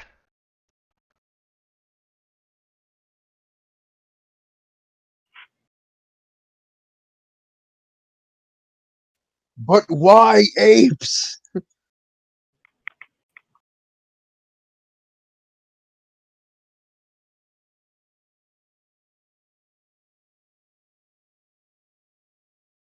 I rolled for Soggy. Sorry if I didn't do it before. It's alright. At least your turn didn't come up yet. And yeah, so everybody has 11 temporary hit points and advantage on strength. And then I have my turn.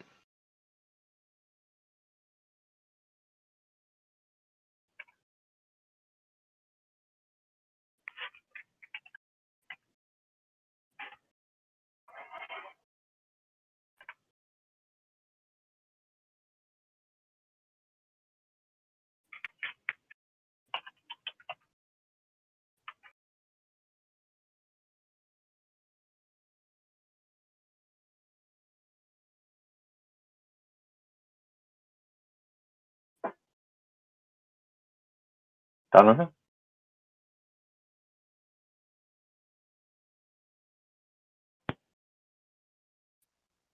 One second.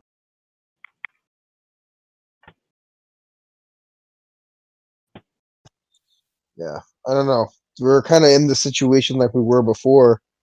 With the big guy on the door like that is really not much I could do. So There are no apes with us yet. Maybe you can tell them move outside.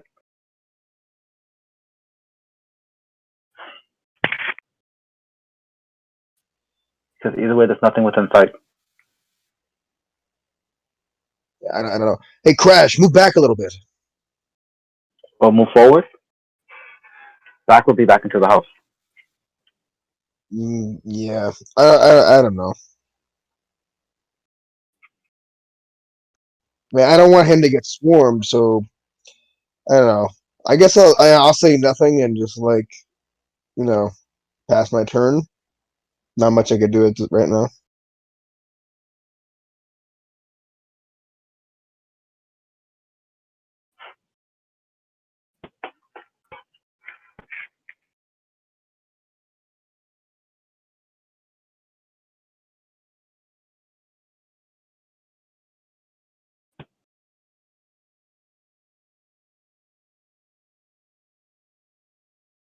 Saki, Yep. it's your go. Righty. Soggy is going to head to the roof.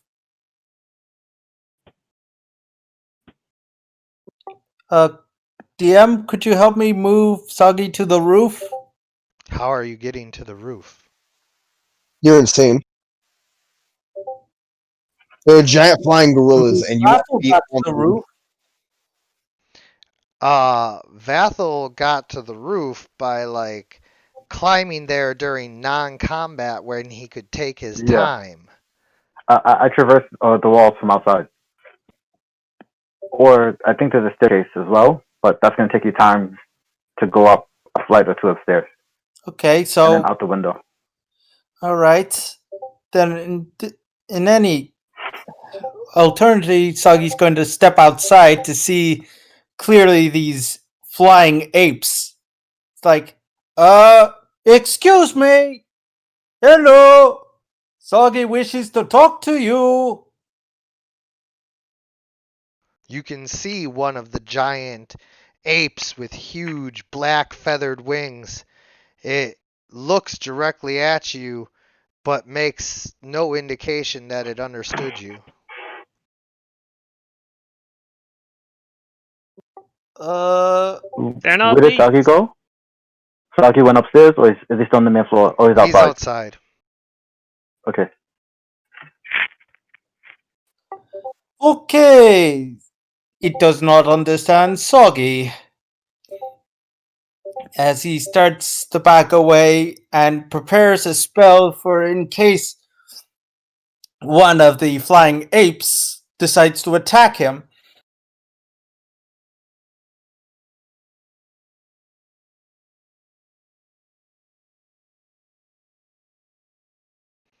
I guess I'll guard this door then, Donovan.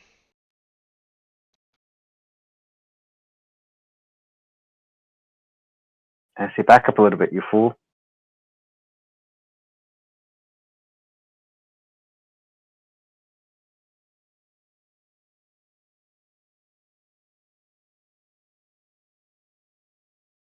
All right, so round 2, and the first ape, who is now about 50 feet up here, suddenly turns and dives down towards Soggy.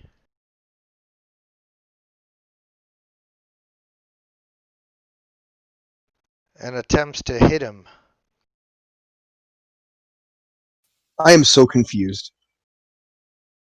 Why, what's up? Suddenly apes. They're not. Hmm. I'm pretty sure they're not apes. Apes don't have black wings. If it looks like an ape and hits like an ape, it must be an ape. Not requires to be an ape. Wait, this is reaction because this would provoke a reaction. Oh yeah, you're ready to action to cast a spell? Go ahead.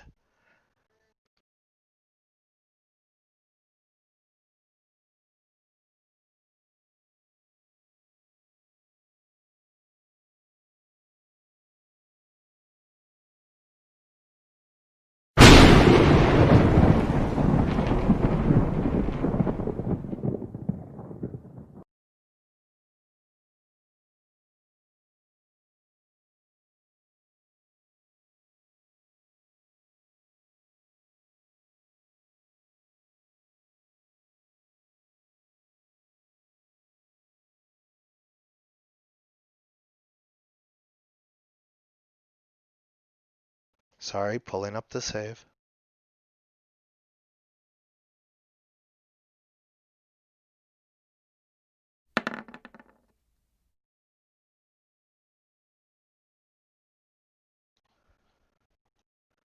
All right, so he makes the save and takes 12 damage instead.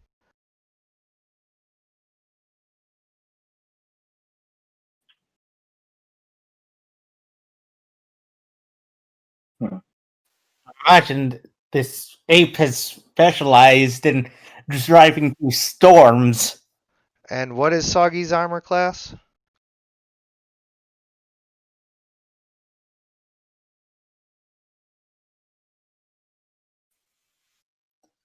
Uh, 15. So both attacks hit, dealing 9 and 7 damage for 16. But then he also rends you, which deals an extra 6 damage for 22, and you are now grabbed and restrained. Like armor. It's like, oh no. Remember, spiked armor. Yep, so you deal 1d4 damage to the flying ape when he grabs you.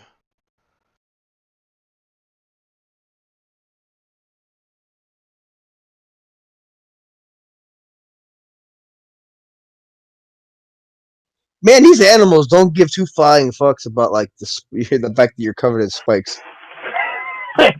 They never do. You let go of little dragon!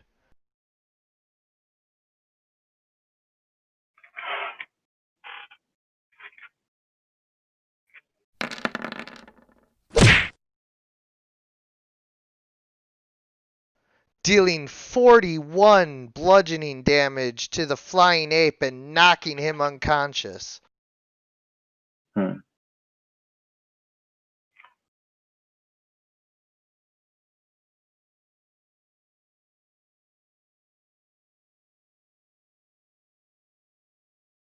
And Soggy is released from the grip. Correctamundo.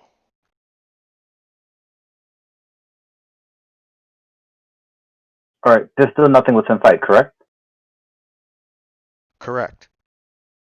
Okay.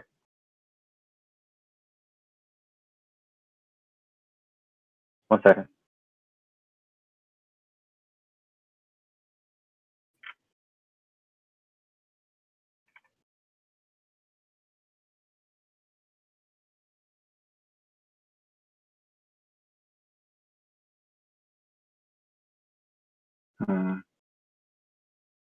Okay.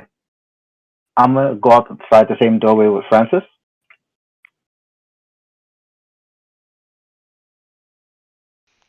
Hey, Vathel. Or hey, Vathel.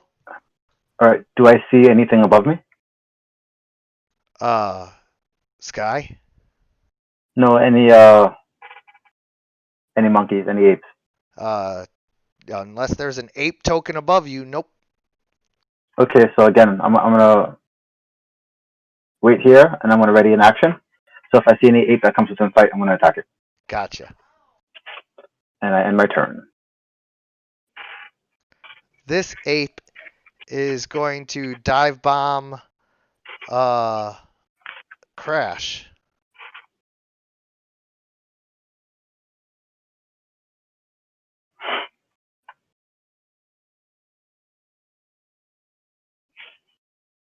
Can he even grapple Crash? Yeah, Probably. there's no like size category restrictions on most of that stuff in 5th edition. Which Yeah, I do find to be a little ridiculous at a but certain you know. point, but yeah. I thought it was like 2 sizes or 1 size higher. It was disadvantage. Possibly. That's just the way I thought it was.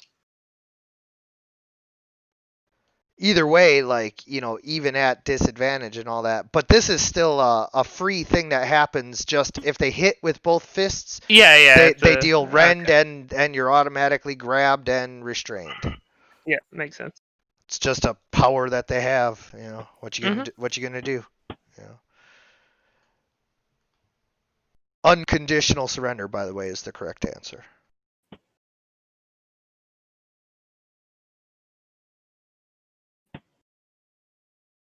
We're gonna gang up on your little giant friend here. Little. Yeah, little giant friend. And to be clear, all those apes are outside, correct? Mm-hmm. Yes. Okay. As is wanna make sure. Crash.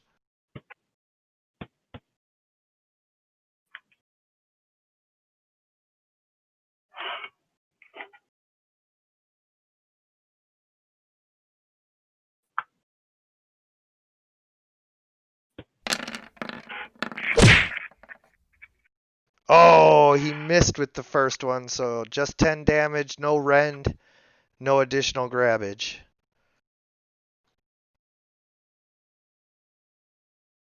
Oh, It's got damn. advantage on me. Yep, damn, I forgot to attack with advantage.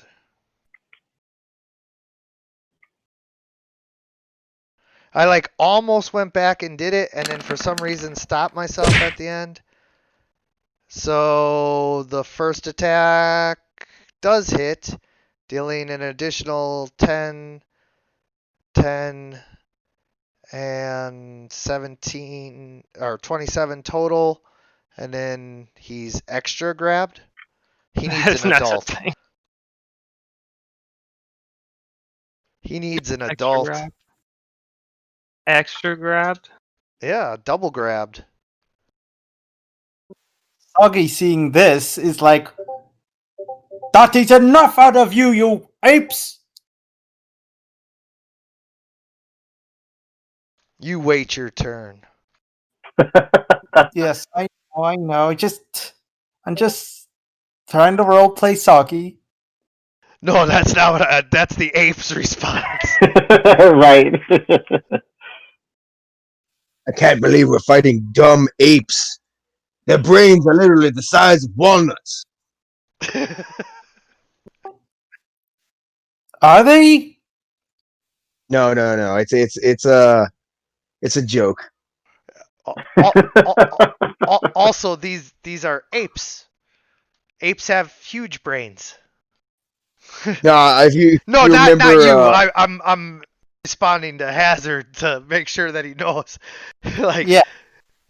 apes are very intelligent. So what are you doing, Uh, Beemore? yeah, How do I technically, upcast yeah, things? How do you do what? Upcast things. Oh yeah. So what are you trying to cast? Killing word on Crash. Um, Second level. I. Oh, did you guys just get your second? No, you've had them for a while. Did I not already include the macro to do upcasting? It should be included in your thing. If it's not, I'll do it. Oh, you don't have healing word as Uh, one of your. I got you.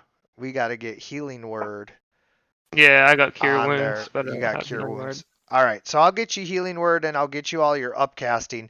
It's just a simple question macro of what level you want to cast it at, and then it automatically applies all of that for you. Okay. But for now, when you want to upcast healing word, just cast it and roll the extra d4s. It's only 1d4, right? Yeah.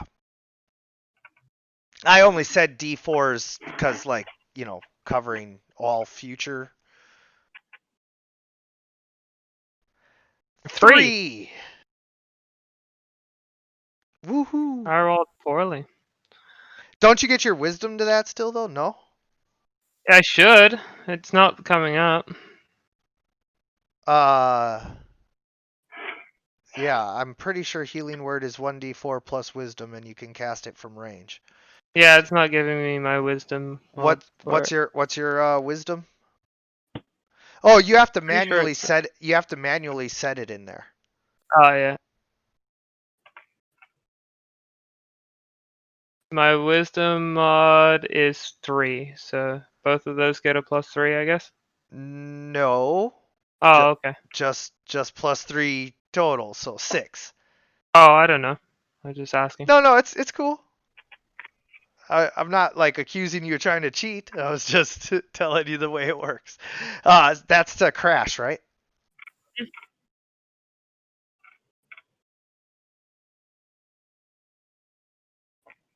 And then is that your turn? Well, I still have my action, Yes, you so do. I'm gonna action, prepare, magic stone. Ah, okay.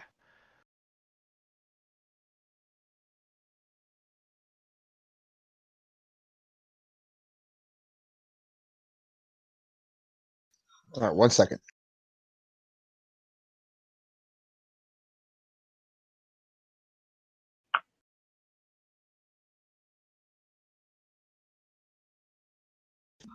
All right, I'm gonna go out this door and then whip the apes on Crash.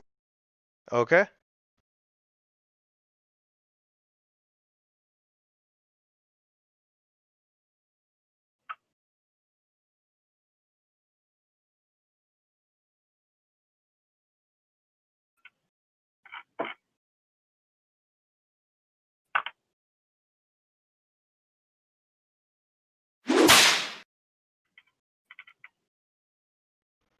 That hits.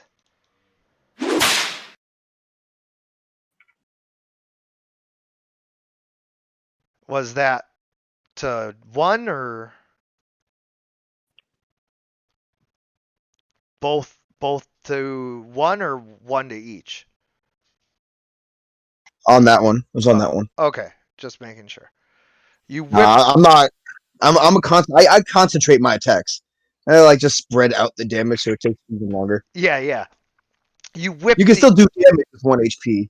right. You whip the ape twice and lash it for 21 damage. It Get off looks my giant, you damn dirty apes! it looks up at you and lets out a low rumbling ape warning.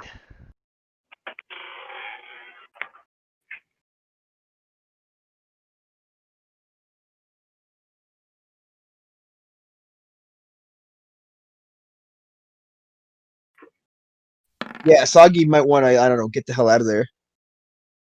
Well, he's grappled and oh yeah. I mean, No, yeah. not anymore. It's No, yeah, he's the one not that was grappled. holding him is dead. Yeah.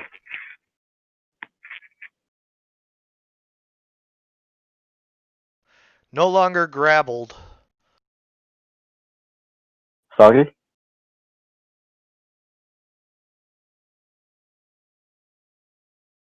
Hazard, you there?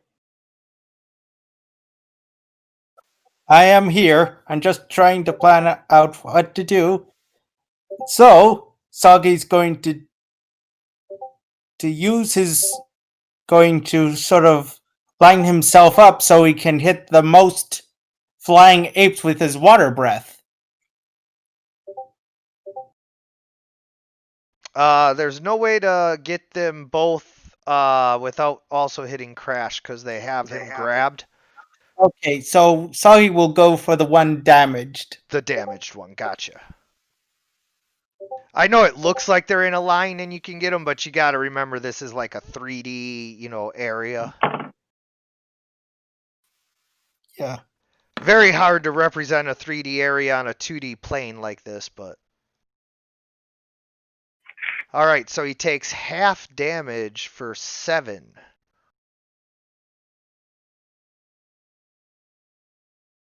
Then Soggy sort of runs over to Donovan.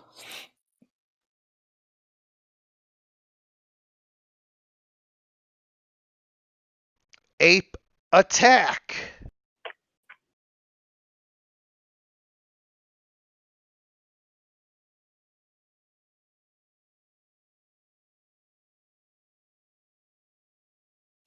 Can someone talk to animals and ask them why they're here? I am just so confused. Soggy tried, but they didn't understand. Critical hit for 13 damage, and the other one hits for an additional 10, bringing it up to 23, meaning he also is rended for an additional 8 for 31, and he is triple grappled. Jesus. Yeah, we're gonna lose our giant at this point, at this rate.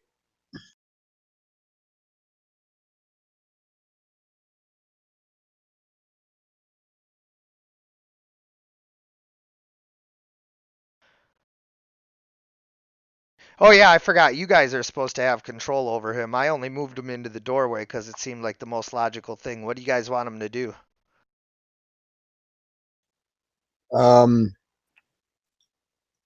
In what way is he grappled?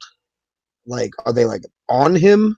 Yeah, like one of them's got him in like half a Kimura, the other one's got him in like kind of like a headlock, and the third one's humping his leg. Stop, drop, and roll? That might work actually, but I'm talking about Francis. Crash will, do something on his turn. What's Francis gonna do? Somebody grab him and take control. What's Francis's movement? Walking.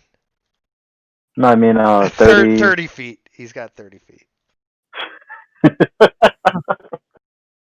All right. Do we want Francis to come around the outside on the wall? He must have a lot of movement distance with 30 feet. Do we want Francis to come on the outside of the wall? Or do we want Francis to stay inside? Because Francis won't survive one hit. One main attack. I don't think. As There's no long as he reason doesn't crit. for him to move. See, the thing is he has no means of being able to hit them. There's like no range attacks. Yes, he does. He has a crossbow. He has a light crossbow. So do we want him to attack once with the light crossbow? I told you, Donovan. You taught him everything he knows. He does. Oh boy. He does what you do. Okay. Just worse. Worse. Well, I suppose he could try to take a attempt to shoot one of them. All right. So he's But- he's gonna attack the one that's injured. Yeah. Just give me a second. Like literally when I put them together, I was like, what does Donovan do? Okay, that's what he does.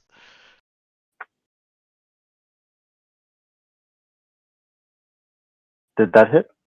It does, and it deals 5 piercing damage. All right. Then he's just gonna go back 5 feet, and he ends his turn.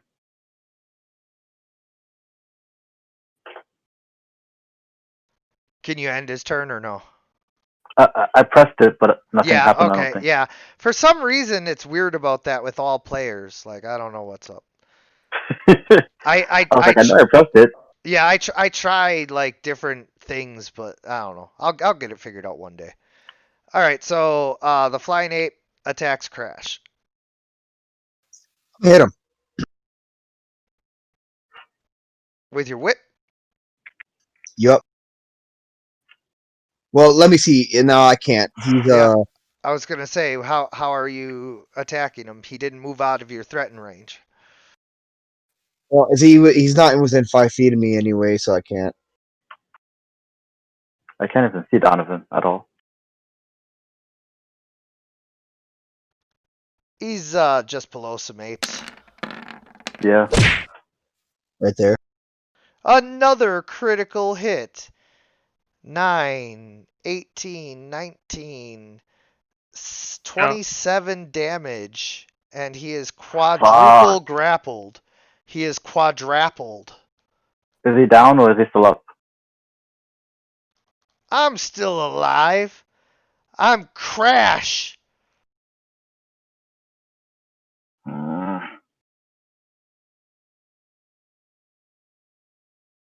I don't know if there's any room left to get in on some of this juicy Crash action, so I'm going to go fly around to the other door.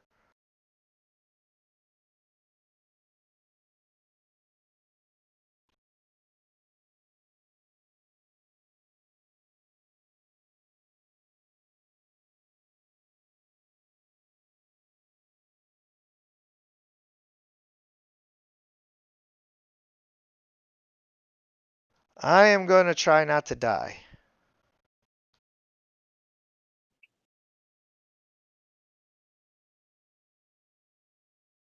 Roll a 1. Remember, he gets up +3. Uh-huh.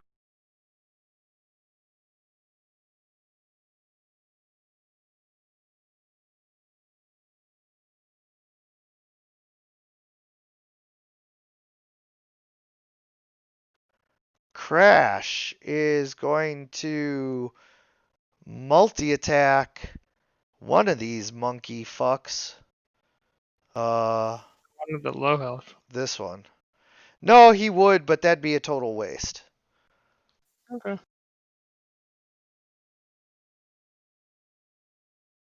Can Crash try and do what Donovan had suggested? Oh, stop, drop, and roll? Yeah, except for like with Donovan in the area and everything, like it doesn't Go.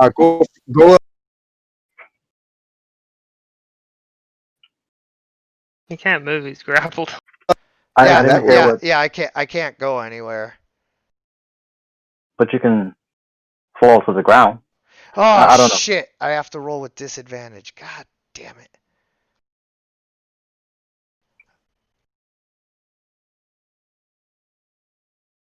That was a good crit, too. I know. 27 bludgeoning. I so hope the first one hit. Oh, god damn it. Oof. Well, there you go. I am so wrapped up and grappled that I try to swing my club, but like I can't get a full swing, and it's just pathetic. That's like the complete opposite of the first one. Yeah. Fuck. Yeah. All right. I feel like I'm screwed-ish. Well, not yet. Wait until next round when the flying ape catches you. I know. All right. So this is what I'm gonna do. How many apes? All those apes are in the air, correct? Well, they're on Crash except for the one flying towards the other door there. All right. And there's 5 of them. There's 4 of them. One of them's unconscious and dying.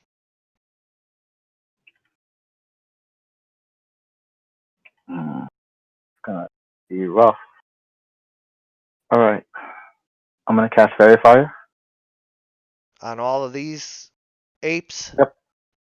Yep. Alright, so let's do some saves. Won't that catch Crash?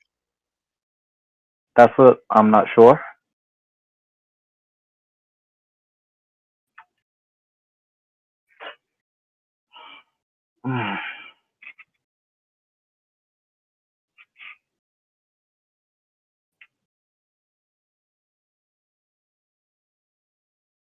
Yeah, I'm not sure. Is it targeted or is it an AoE? It's an AoE. Yeah, it would definitely catch him. It's just to give us advantage on hitting them, so that we can have more chances to attack them every time. Okay, so the last one makes it, and now I am going to roll for Crash as well.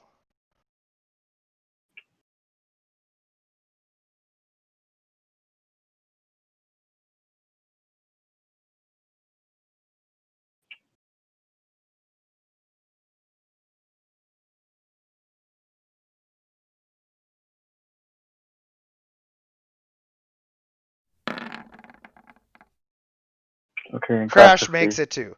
Alright, so just one of them is not affected, as well as Crash.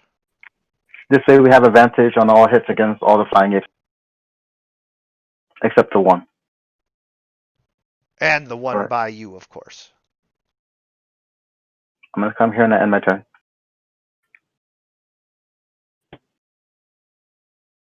I am going to attempt to kill your giant, except for not because I'm dealing non-lethal damage. So they're trying to capture us.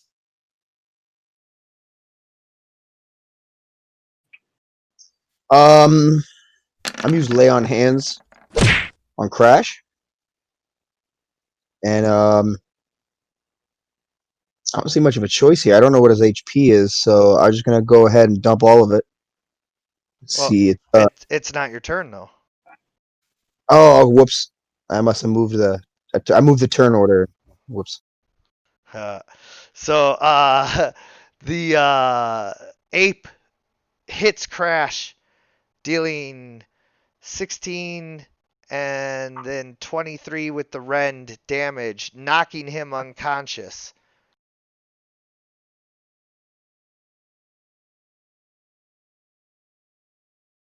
And then this one flies off onto Donovan and attacks.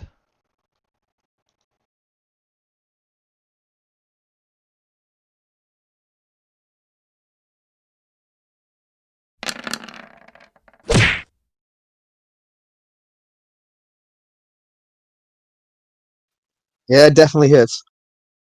The 25, the 17 doesn't, right? No. Right. Okay. So he only deals the 7 damage, not the 8 or the extra rend for the extra 7, and you're not grappled or restrained. So I take 7 damage. But you do take 7 damage, yeah. But take it to your temporary hit points first.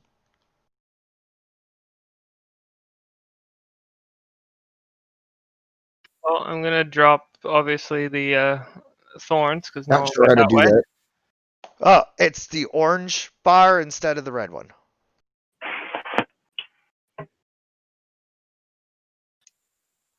And I guess I'm gonna ape the fudge out and fight fire with fire. Fighting fire with fire. Bad monkeys. And don't forget you have advantage. Unless it's against the one that doesn't have the little glowy symbol.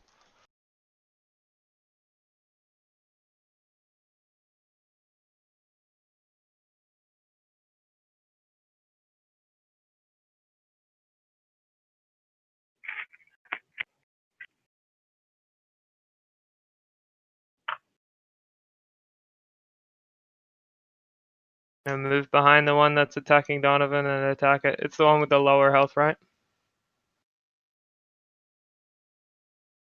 Yes, sir.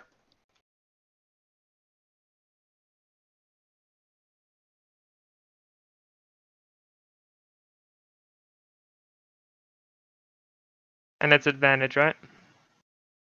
Yes, sir. Yeah.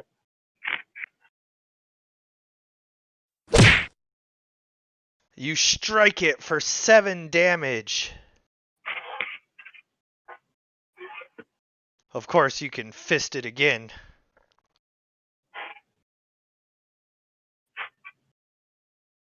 I'm gonna pull back, give a frickin' Donkey Kong punch to the back of its head. Is that some sort of ape pun? Yep. I'm not speaking, so You knock the ape out. Wait, was that lethal or non-lethal damage? lethal. I wanna kill him. I wanna punch him right in the back of the It's skull. Try to lethal! break his skull open. I like how you're like mad about lethal damage, super lethal, extra What kind of lethal. question? So what kind of question was that? Yeah, he's attacking my giant friend. He deserves to die. But they didn't kill him. Doesn't matter. He didn't say he killed my giant friend or he tried to kill my giant friend. He said he attacked him. Therefore, he deserves to die.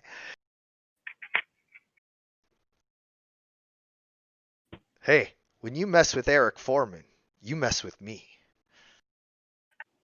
All right, I'm gonna dump 20 HP into Crash. Crash suddenly wakes up. Or no, he was still. Oh, he No, you was didn't take the unconscious. damage off. Yeah, Yeah, okay, he was on yeah. front. I'm looking at his symbols. I'm like, oh yeah, okay. So he should be prone though. But he's no longer unconscious, so that's a good thing.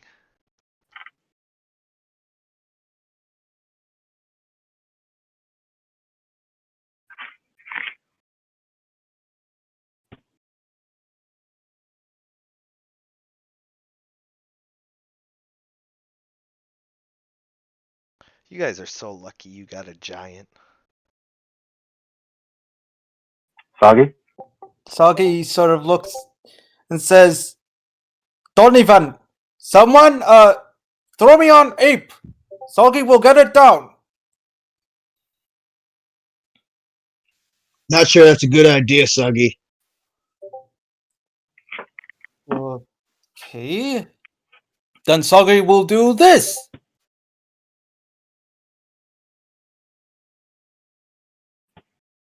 Eldritch Blast. Ooh, twin beams of energy that look In the form. Was that with the advantage, Soggy? Yes, that was an advantage. And what do the beams take the form of?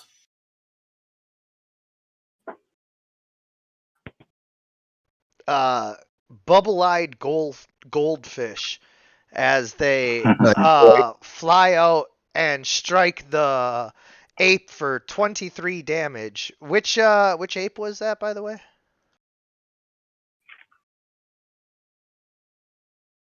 Okay.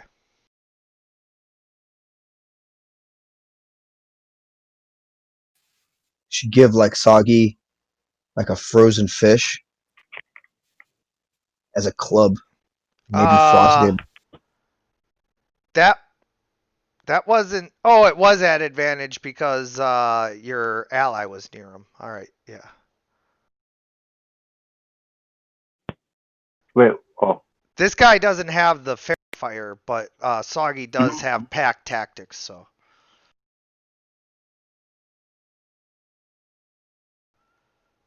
All right, this ape is going to knock Crash out again. And stay down! Just kidding, we don't talk. I imagine they do a lot of ooh, ooh, ooh, ooh. Yeah. They don't say kneel before Grodd? What the fuck? 11 and 3 is 14. Not enough to knock him out.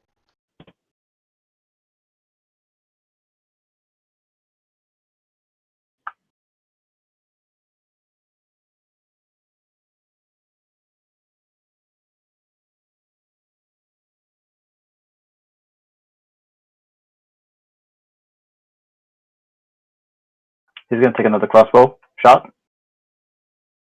I'm assuming from this angle, some of the apes are in the house. No, No, they're on top. they're on top of Crash. Like I said, it's hard to represent a 3D environment without like Right. cluttering up the No. tokens. No, I mean that to say I can't really see all the apes all the way outside, so I don't know which are weak and which are strong, which ones got hit or not, because I can only see the two that are outside from where I'm standing. That's what I'm referring to. Yeah. So there's that one. All right, and there's just these four over here. So there's two knocked out over here. This one, and there's one right on top of Crash, but it's like fallen just outside the door now. Three that are still up, and then the one around the corner. All right, I'll worry about the one behind me later. So the ones that are, is there one that's weakened in front? Is it this one? Yeah. Yep. All right, so I guess Francis will attack that one then.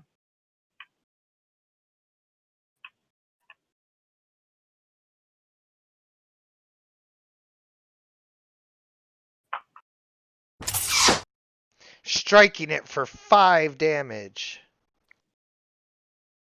All right, should I take him in more, or should I put him back to a safer spot? It's up to you. He's an NPC. Redshirt that mother. All right, so he'll go in a little bit closer.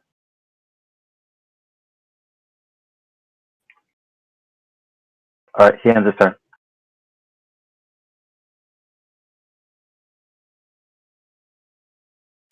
Alrighty, I am going to kill your giant. No, you know what? I'm gonna kill your kobold. He's been blasting us with that nasty shit.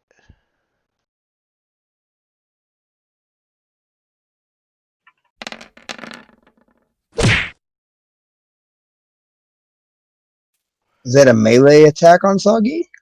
It is. Okay, I'm gonna go ahead, and that's gonna be with 1 second. It's gonna be with The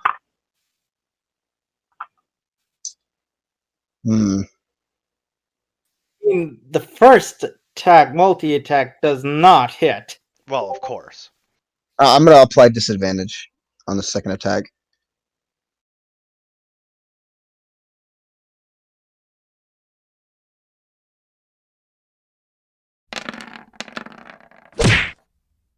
Uh, 15 still hits for 8 damage. Same damage either way.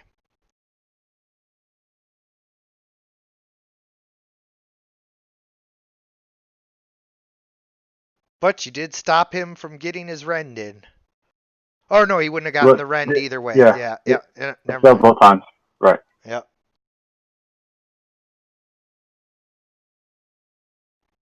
Vathel, you are attacked by the eyeing Fape. Mhm.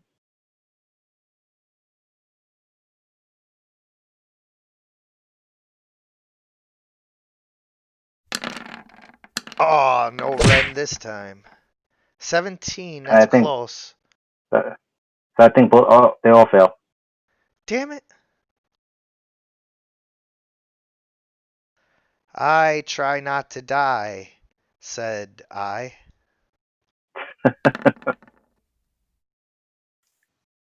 One up, one down.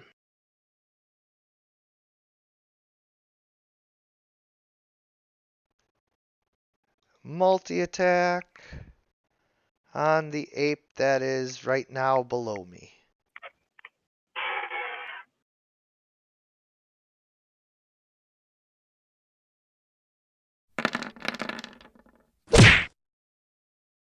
Oof.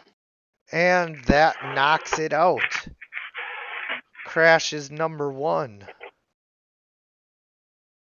it have more than 16 health? Yeah. It had 13 left, I think. So doesn't that mean it fails the death save since it's multi-attack? It had 17 left.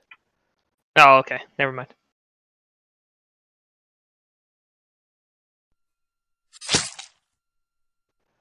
You stab at the flying ape, dealing 7 damage.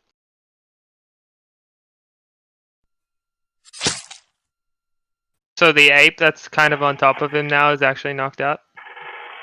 Yes.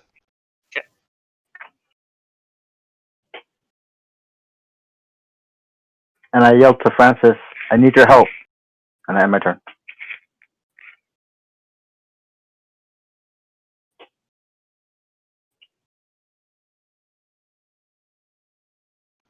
This ape is going to go ape on your giant.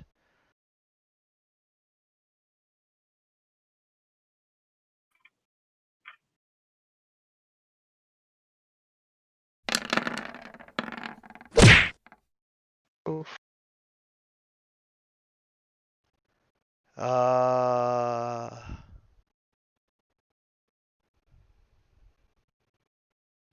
So that is 15, 19, and he is unconscious again.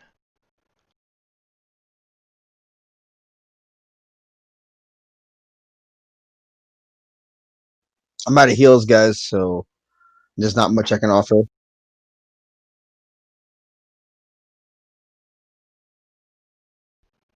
I am going to try not to die.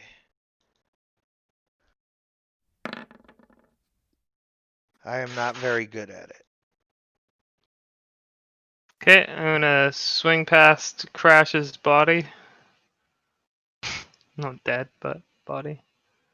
Is that ape underneath? The fuck? I see that. Well. So there's 2 apes in front of Crash right now? There is That aren't knocked out? 2 not knocked out apes, but they do have fairy fire on them. Okay, I'm gonna stand in between this ape and Crash's knocked out body. And Donkey Kong slapped the ground on his head with 2 fists.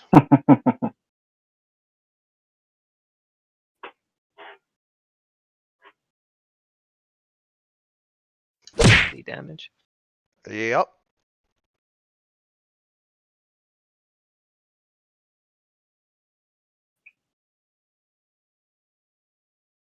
Boom! Another 7 damage. Double fisting him. See, doesn't the advantage come in handy pretty good? Yeah, it's awesome. So what's that?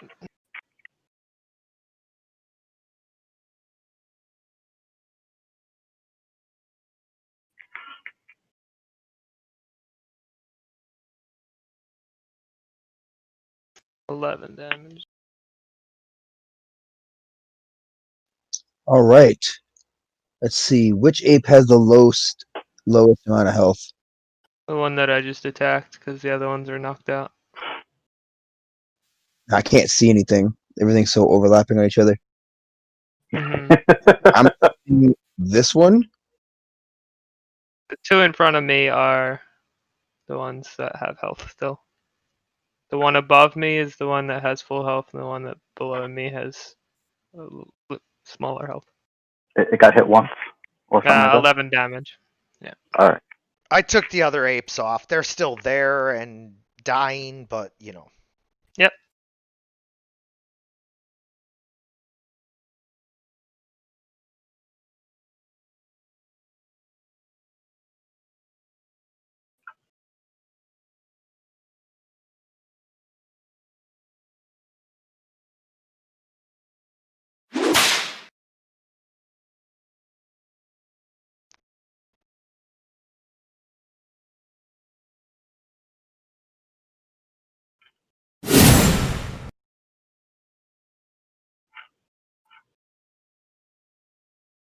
As you channel your divine smite through the whip, It deals 23 radiant damage to the flying ape.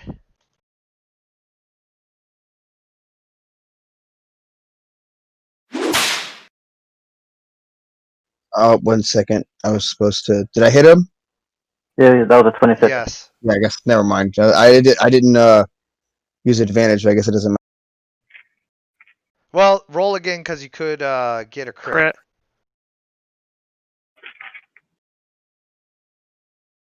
And better damage. Nope.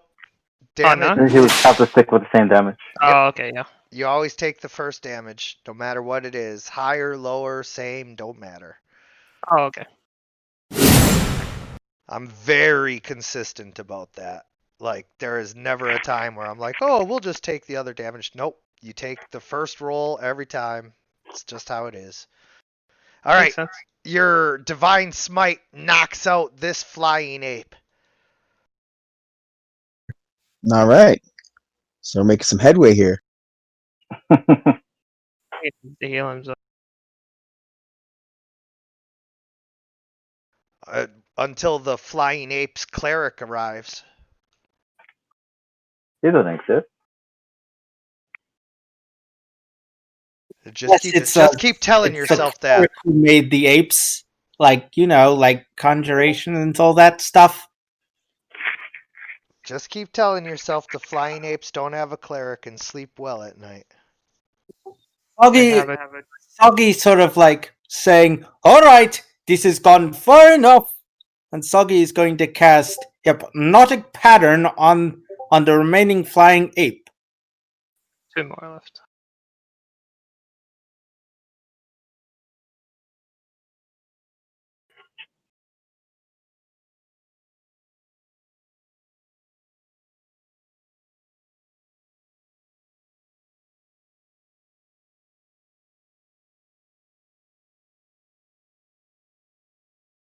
There needs to be.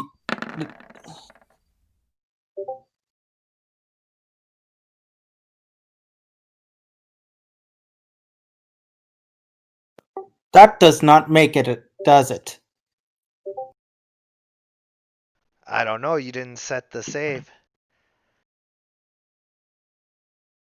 And also, that's Thunderstep. What was he going for?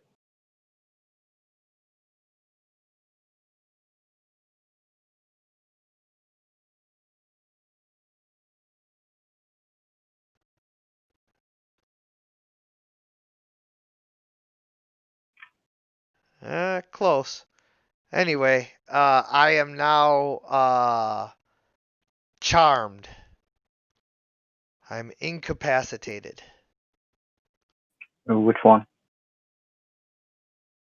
Okay, I see it. So now we can tie it up.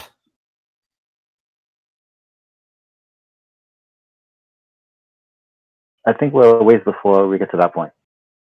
A little bit.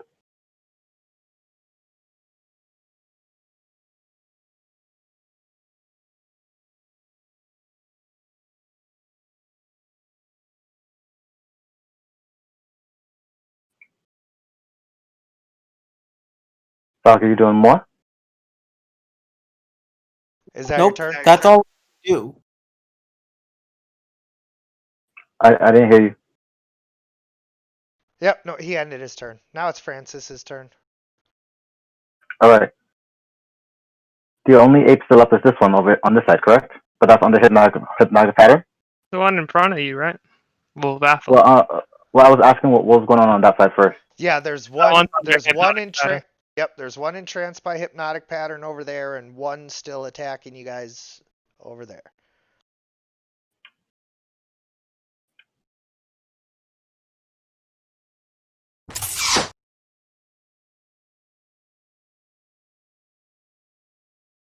And that most likely misses, correct? Yes. Alright. Yeah, this time. The flying ape attempts to attack Vathel.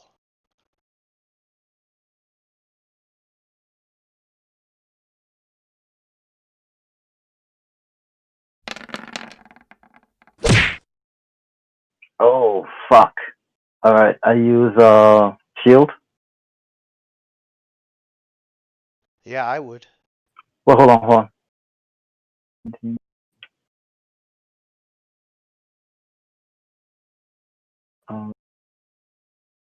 That just means I won't take the second hit, right? What is your armor class currently? 17? Yeah, you wouldn't take the second hit, and it would negate the rend damage then as well. Right. So I So, just take the 7? yeah, you'd still take 7. Okay.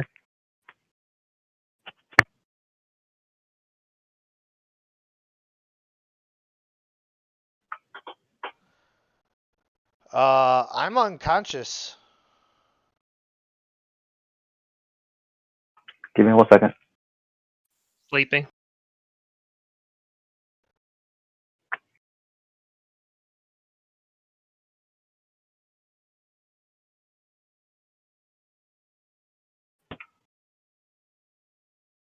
Alright, I'm not gonna chance it.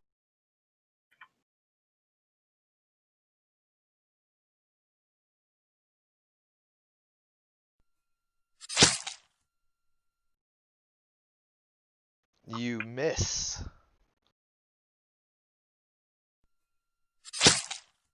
But you strike it with the second for 8 piercing damage.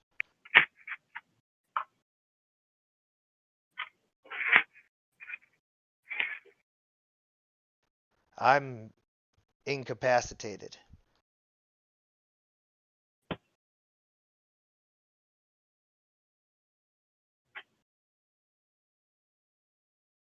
Okay, I'm gonna use my movement and then my action to move further to get behind this ape.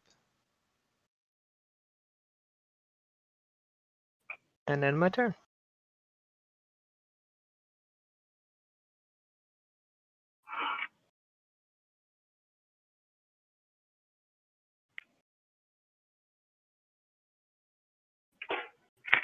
Donovan, if we're gonna type the other 8, then maybe you can tie it up? Say what now? No, I was saying if you're gonna type the other 8, you can tie it up? I'm gonna tie up the ape. No, I don't know what's going on your side. Oh yeah, it's one ape left, and I'm gonna hit it, or at least attempt to. Well, it's charmed by Soggy. Right, that'll break its. Oh, okay.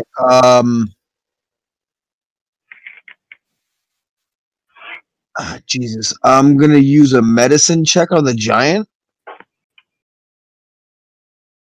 Maybe that'll, yeah, he's not dying, right? He's just unconscious. Right, he's not Knocked dying. out.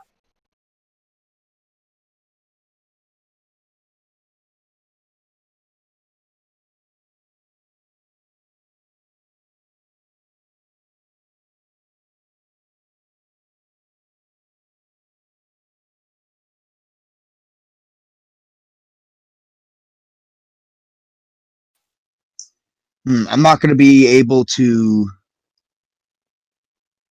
All right, let me ask you something. What is the whip made out of? Leather. Okay, it's made of leather. Um, can't really move farther than that, so I'm gonna have to have my turn.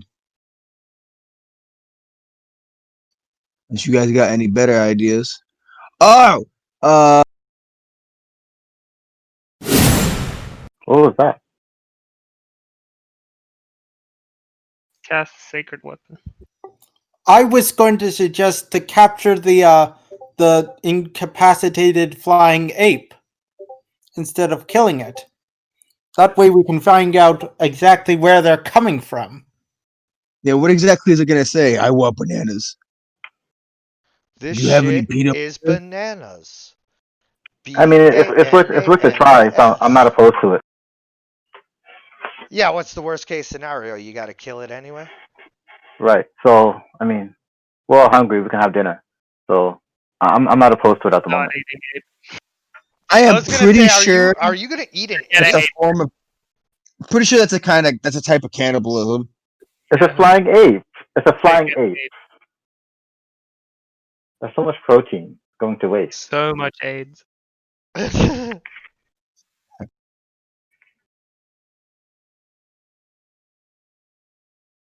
Yeah, you guys are gonna unleash this world's coronavirus.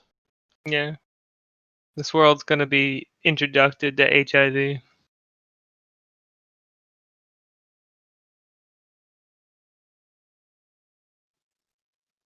All right, he answers that. Random thing here, they actually did find out like how AIDS started. Oh. It wasn't that some crazy guy did it with a monkey. It's that more than likely a dude killed a monkey that had it and butchered it without any hand protection, Mm-hmm. and in the process infected himself that way. I thought it was just eaten. I thought, like, you know how random tribes and places eat bushmeat? That's the way I thought it was. Is he attacking me again? Yes, sir. And missing. All right, I kind of laugh in his face. Well, that's not very nice. I mean, you know.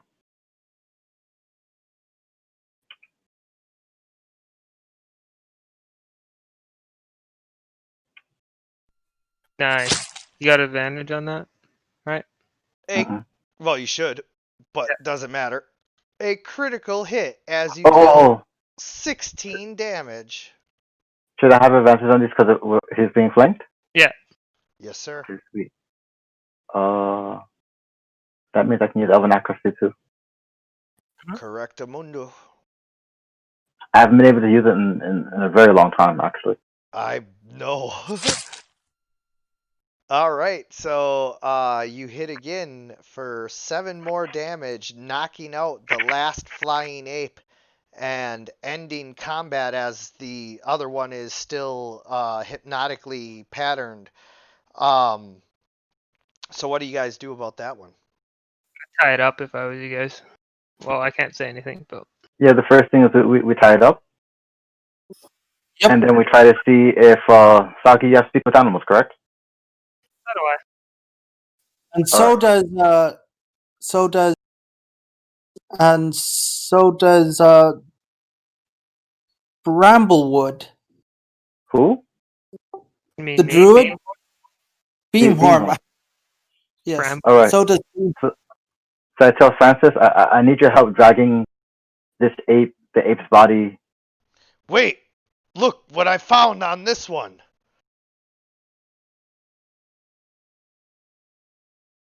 Is that Francis? Yeah. All right, Francis, what'd you find? Here, take it. And he hands you a scroll case. Okay, I open it up. Inside is a letter from some unknown person describing exactly where to find you, complete with a little hand-drawn map, and at the bottom it is signed V. And And I you asked, sent this. would you got this off the body of the monk, the ape? Yeah, I got this off the body of one of these flying apes. All right, I take the body and I take it inside, or Nice, sorry, but Crash not needs inside. like right now.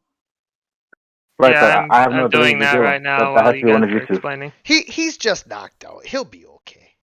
It'll be okay, but I'm still gonna give him a healing word. At Okay. How many levels do I have left? Hold on one second. All right, is there some place where I can hide the body of these apes outside the house, Outside? I or mean, or would I have to take them inside? yeah, I mean, if you want them hidden, it'd have to be inside. But I don't want dead corpses inside the house. Well, yeah. All right, can I drag them over to the grain shed? Yeah, Huh? probably. All right, Okay, so yeah, I asked for Francis's help to drag him inside the grain shed for now. All right. and we throw the bodies in there. Are you rolling? There you go. Okay. And then that's still not adding your 3, huh? Okay. So 4, and did you up the level? Is that what you're doing? Is adding an extra? Okay. Yep. 6. God, my healing's so bad. There you go. He's got 6 hit points. And so yeah, now you guys know that these apes were sent by Visanthus, and you'll have to figure out the rest of what is going on with this next week on Heroes Wanted. Thank you guys for playing. Thank you anyone who's watching. And as always, everyone, good gaming. Gaming.